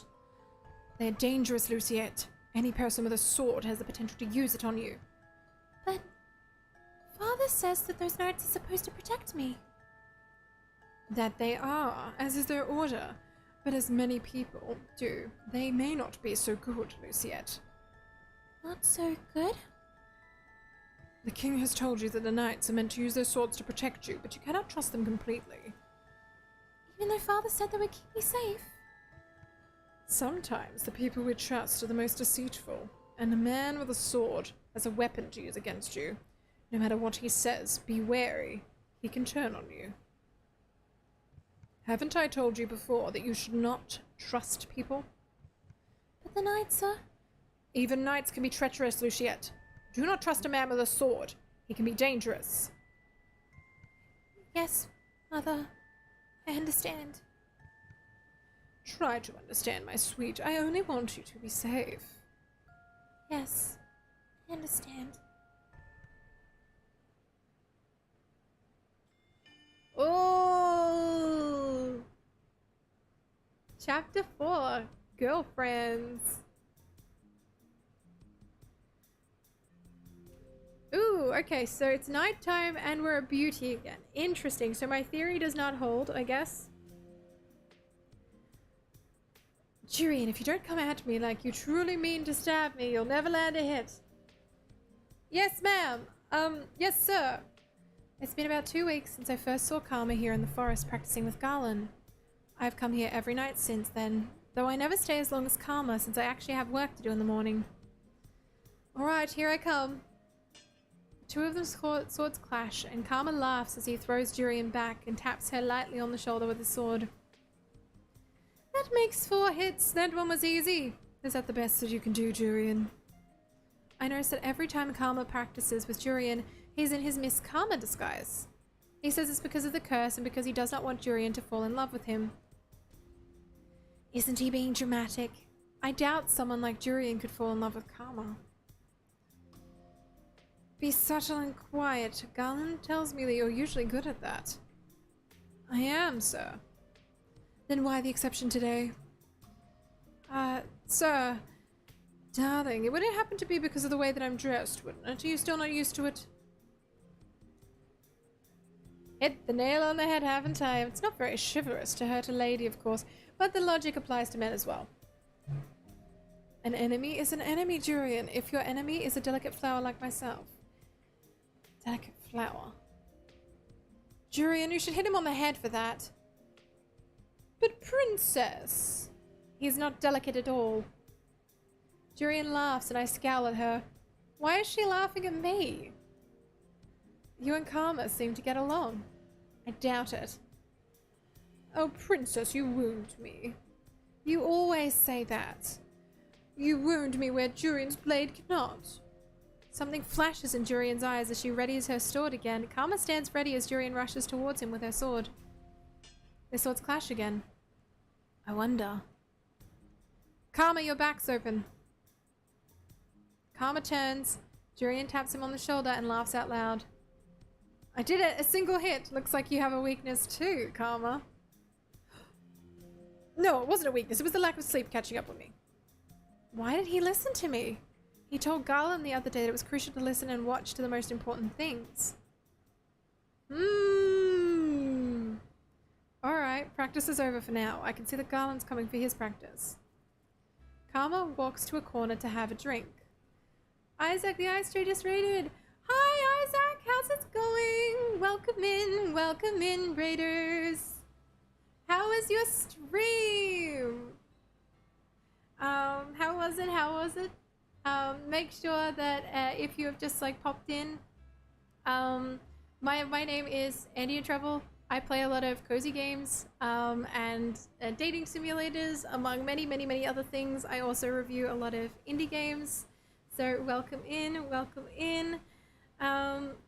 Thank you for the follow, Chibi Ryu.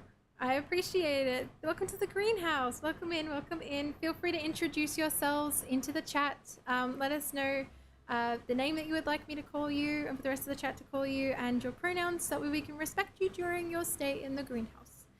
Isaac says, going good. How are you? Not too bad.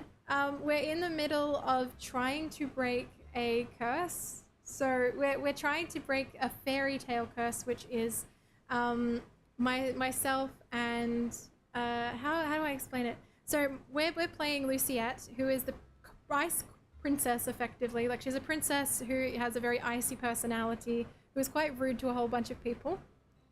And who ended up getting cursed for being rude by a witch, and is now having to follow the Cinderella curse, which is she's taken from princess into rags, and then the second that she ends up being kind and stuff, she will end up getting a piece of the puzzle to break her curse, but she has to really mean it. So it's a very interesting concept. I'm really enjoying that. At the minute, we're in the middle of pursuing Karma, who has the beauty curse. So more or less, everyone will fall in love with him when he is a woman that is male, and then everyone who is female will fall in love with him when he turns back to his normal form, which is as a male, like princely type, you know? So it's been quite interesting. I'm enjoying starting to get to know the characters a bit better and trying to pick up on the little hints to how to break their curses. In addition to like my own curse, obviously, trying to figure out and learn how to be kind to people. But yeah, it's really interesting. Chibi Ryu says, Chibi is fine, she, her. I like the vibes here. Well, I'm glad that you like the vibes here.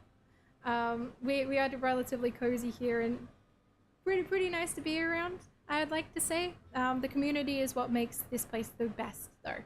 Not just me. I'm the streamer, I facilitate, but you guys are what makes it great. Let's see. Isaac says, stream was fun, completed chapter 3 of Bug Fables. I had some scuff because of OBS disconnecting on me like 3 times. Yeah, I saw that you were live with that. I lurked for a little bit trying to figure out what the game was about. What's the game actually about? Because I popped in and out quite a bit. Basil says, I'm gonna go sleep now. Good night, Andy. That's okay, Paige. Thank you for dropping in. It was so good to see you. You take care of yourself, okay? Zigzag says goodnight to Paige. Soup says, hello readers, hope you're all well. Isaac says, Isaac works for me, he, him. Awesome. TV says, interesting story. Ooh. I love this TV art. Yes. I made my emotes. Oh, that's so cool. I love that. Sounds like an intriguing story, says Isaac. Yes, it is.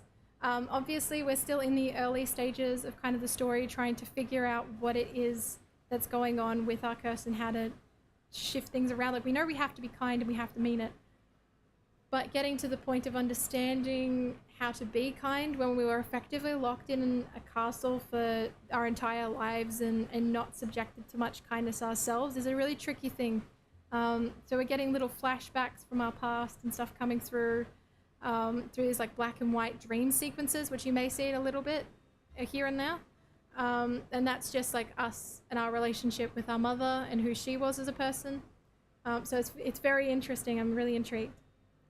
But yeah, how are you finding Bug Fables as well? Also, just in general, just while I remember, I'm going to do SO. So we'll give shout out to Isaac. Thank you so much for rating, by the way. So for anybody who is watching the stream, feel free to go and follow Isaac. They're also nice and he's also nice and cozy over on that channel. I really enjoy my time sitting in and listening when I'm there. I don't always chat a lot, but when I do, I'd have fun. Let's see. Isaac says, Bug Fables is about a group of 3 bugs who met and formed an explorers team together. And all exploration teams go searching for relics for the Ant Queen so she can acquire the everlasting sapling. Ooh! Sounds wonderful. Thanks for the shout out. No problem, no problem. But Fable is a really fun and plays a bit like the first 2 Paper Mario games. Interesting. I might give that a check out. I'm gonna go check out your VOD and stuff properly later on, I think, Isaac. But thank you for letting me know a bit more about the game.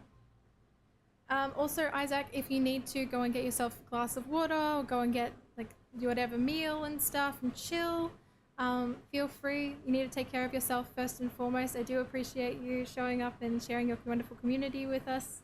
But if you need to rest, please do so. GB says, I will be lurking and working on a commission. Ooh, what's the commission? But also, yeah, that's fine. You enjoy lurking. I will continue to entertain. Karma walks to the corner to take a drink. I should probably head back to the tavern soon, but there's something that I want to see first.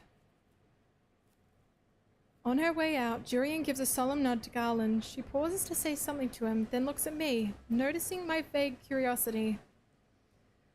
I was just mentioning what a good swordsman Karma is. I've seen him fight, and Karma is a good swordsman. There's no doubt about it. Is practicing with him that special, though? He's fast on his feet and quick with his reactions. He's an excellent person to train under, even better than most commanders at the palace. It's all good. Let's see. Chibi says someone commissioned a PNG for their stream. Ooh, beautiful. Well, for anybody who is new to the stream and wants to hang out outside of the stream, we do have a Discord, and if you would like, you can share the commission and some of your work over there. We have like a self-promo channel, so feel free to do that. I chat in the VCs around once a week, and we have a lot of fun over there, just getting to know each other. It's always good. But have fun doing your commissions, Chibi. And Isaac says, I will be doing some post-stream stuff, so I'll be lurking for the time being. That's okay. You lurk and enjoy your lurking, and enjoy doing your post-stream stuff. Zigzag says, sorry I'm not very chatty. I'm tired, lol. That's okay. If you need to rest or to go to sleep or something, take care of yourself as well, Zigzag. It's always a case scenario of you can come back to the VODs later. They will be here on Twitch and also on YouTube, so you can come back to it whenever you need to. Just take care of yourself first and foremost. But yeah, it's an excellent person to train under, even better than most commanders at the palace. I can second that. Even better than Ross, remember him? The first commander we trained under, the one that punished slow learning with extra exercise. You always had to do more exercise than I did. Something about you being distracted? I was watching the way that you swung your sword to make sure that you didn't hurt yourself. Ooh, he's blushing. He's blushing. Oh, I think he's got a crush. I think he's got a crush. Honestly, that's very cute. That's so cute. So these two had been studying together swordscraft since they were pages. So since they were like, what? I think they're in their 20s now. And they would have been, I think, 12 when they met. Around that. So that's a long time. Let's see. Chibi says, I don't know if I can share the commission until it's done. Thank you. Did join the Discord. Well, welcome into the Discord. We look forward to getting to know you a little bit better, and very happy to have you. Zigzag says, I know, but I enjoy watching streams in real time wherever I can. That's also appreciated, Zigzag, but still, if you need to, you know, you can always catch up with the VODs or get like the at the end of the beginning of the next stream summary. Because I always give like a summary and stuff before when we're doing like a story-based game. I'll go, here's what happened in the last episode, so everybody's caught up. Because I know not everybody wants to be watching the VODs and stuff afterwards, and sometimes they just want to catch real time. That's okay too. I want to make sure everybody is up to date. Soup says, have fun doing your commission, Chibi. That's alright. Chibi says, thank you for the warm welcome. I'll be lurking. That's all good. You enjoy your lurking and enjoy your commissioning. I will be continuing with the story and watching this crush blossom. You've always been overprotective. Well,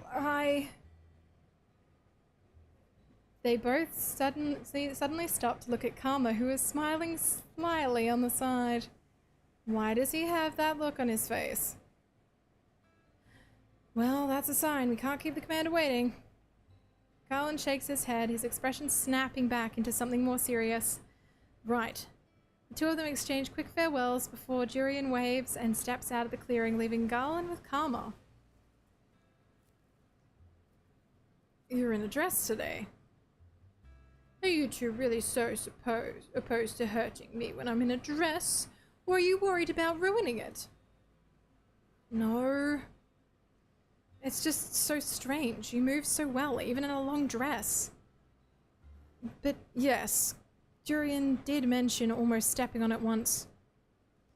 Impossible! I'm the picture of elegance. Of course, sir. Of course. Karma shrugs off Garland's comment. They're too ready with their swords and get right into practice. Jurian has taken over Garland's patrol now, so that Garland can get in some practice time. So, Garland, have you told Jurian yet? No. The conversation that Karma always has with Garland is the real reason I stay behind to watch them practice. So they're having a conversation that keeps him off guard. Oh. I don't understand why Garland answers Karma's question if doing so only makes him so depressed. Will you ever say anything to her, Garland? Why don't you just confess it to her already? Karma lands an easy hit on Garland, who sighs in response. Whenever Garland thinks about Jurian, he gets distracted. I do not understand his feelings at all, but seeing him remain quiet frustrates me. Jurian is talented and poised. I could never be good enough for her. Well, you'll never win a woman's heart if you don't compliment her looks as well, Garland. Well, she is pretty too. Beautiful. And there's me. Aren't they both knights? Haven't they been training together a really long time? Say something to her. I can see why you wouldn't tell her. I'm gonna save. Though honestly, I can see why you wouldn't tell her, because you're scared. Soup says, hey Andy, have you eaten dinner at all? Yes, I ate dinner before I streamed. Thank you for the reminder though, Soup. I really appreciate you looking out for me.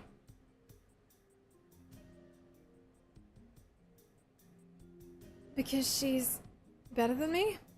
No, because if you told her and she refused, then it would be difficult afterwards. You understand, Princess? Of course I understand, but I'm not stupid. No, I didn't mean it like that. Don't take offense, Garland. That's just the way she talks. The princess is a fragile flower with her petals always curved inwards. What does that even mean? See, if it were Jurian, she'd probably know. But I'm just as confused as you are. I don't think so. I don't think anyone understands half of the fluff Karma speaks. It's because I weave love and of dedication into every single one of my words. There's beauty in deciphering them, you know. But enough idle chatter, sir. Let us continue our training. I ended up staying longer than intended, but by the time that I considered returning to the tavern, Garland and Karma are wrapping up for the night. Soup says, I'm very sleepy, so I'm going to jump off. I hope the rest of the stream goes well. I sleep and prepare for the peopling. Alright, thank you so much for popping by, Soup. Stay well. I appreciate you. Do your best to sleep. If you can't sleep, let me know, and we can chat for a bit. So yeah, I'll speak to you tomorrow probably. Clara says the peopling. Oh, the peopling's usually when Soup has to go and speak to a whole bunch of people and do interactions like job interviews, all that kinds of stuff. It can get quite exhausting sometimes. I have a question for Karma, so I wait until Garland leaves before I approach him. I'm still here, Princess. Were you seeking out alone time with me by chance? I have enough of that every day when we run errands. I just have a question for you. You always come to the right person. What can I do for you, Princess Luciette? You ask Garland the same question every time you train. He always tells you he cannot confess. Karma nods in acknowledgement, but his attention is on his sword. He inspects it carefully before sheathing it. It frustrates me. You're frustrated? That look of his always annoys me. Oh my. It's annoying. Do you want to ask me why he won't confess because you're so frustrated? Yes. I suppose after 2 months I do know you a bit better. You do not know anything about me. And I don't know anything about Karma either. Confessing isn't easy, dear Luciette. Surely you must realize that the possibility of rejection is also a significant deterrent. Oh god, yes it is. Like, I could speak to this. I did not tell someone that I liked them for nearly 4 years because I was terrified. So I get it. Oh boy, do I get it. But if you never ask, then you never get an answer, and the stress of worrying stays with you and ruins everything. Clara says, "Ha! Yes, that! Yes, you know exactly what I mean, Clara. You know exactly what I mean." Soup says, "Bye, everyone. Yeah, I have a job interview tomorrow, then I need to do other things. So look after yourselves, everyone." Thank you, Soup. You have a good day, and I hope your job interview goes well. Clara says, "That would also be me. Yes. In it for the awkward club. Woo." Yeah, I can't confess my feelings, club, because I get too shy. Ah. I can do it to video game characters, I just can't do it in real life. Why are you staring at me? Is that the reason you're so blunt, Princess? Blunt? You're far more blunt than I am. Princess Lucia, you truly are amusing. You're sharp as a knight's blade. I am not amusing. That is a matter of opinion, darling. He really is insufferable.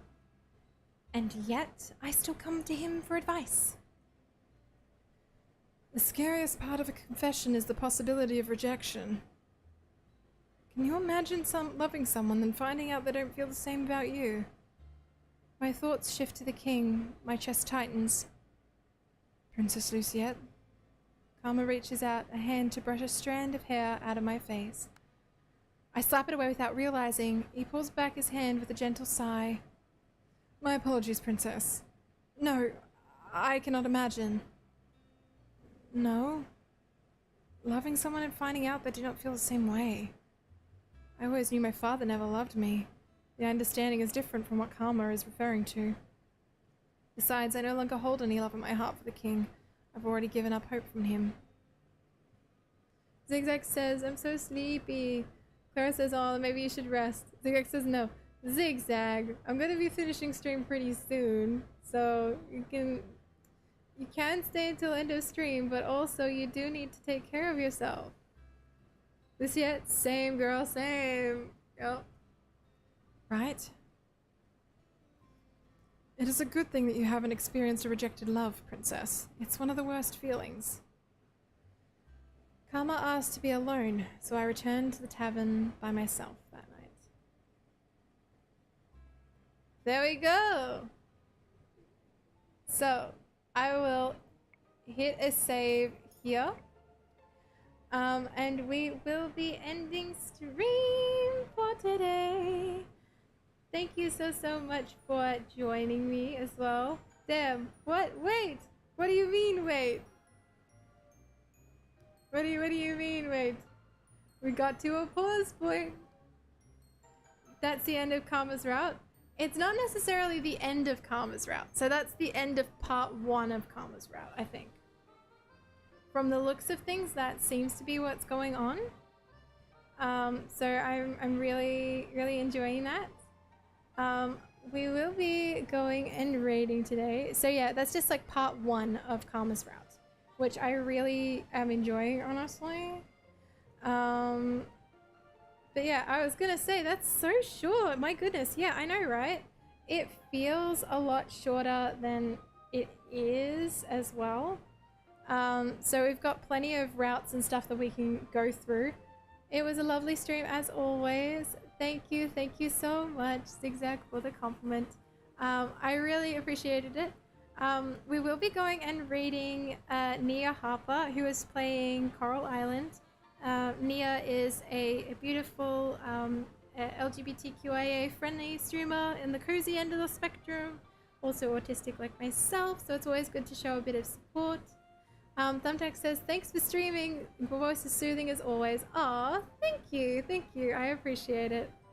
But yes, we will be back with trying to dash Karma, unless Karma get the better of us, next week on Wednesday.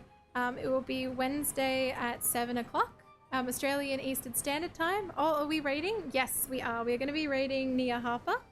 So I will see you all in the raid. Take care of yourselves as best as you can. Have a happy time zones, and I will see you all in the next stream. Bye-bye.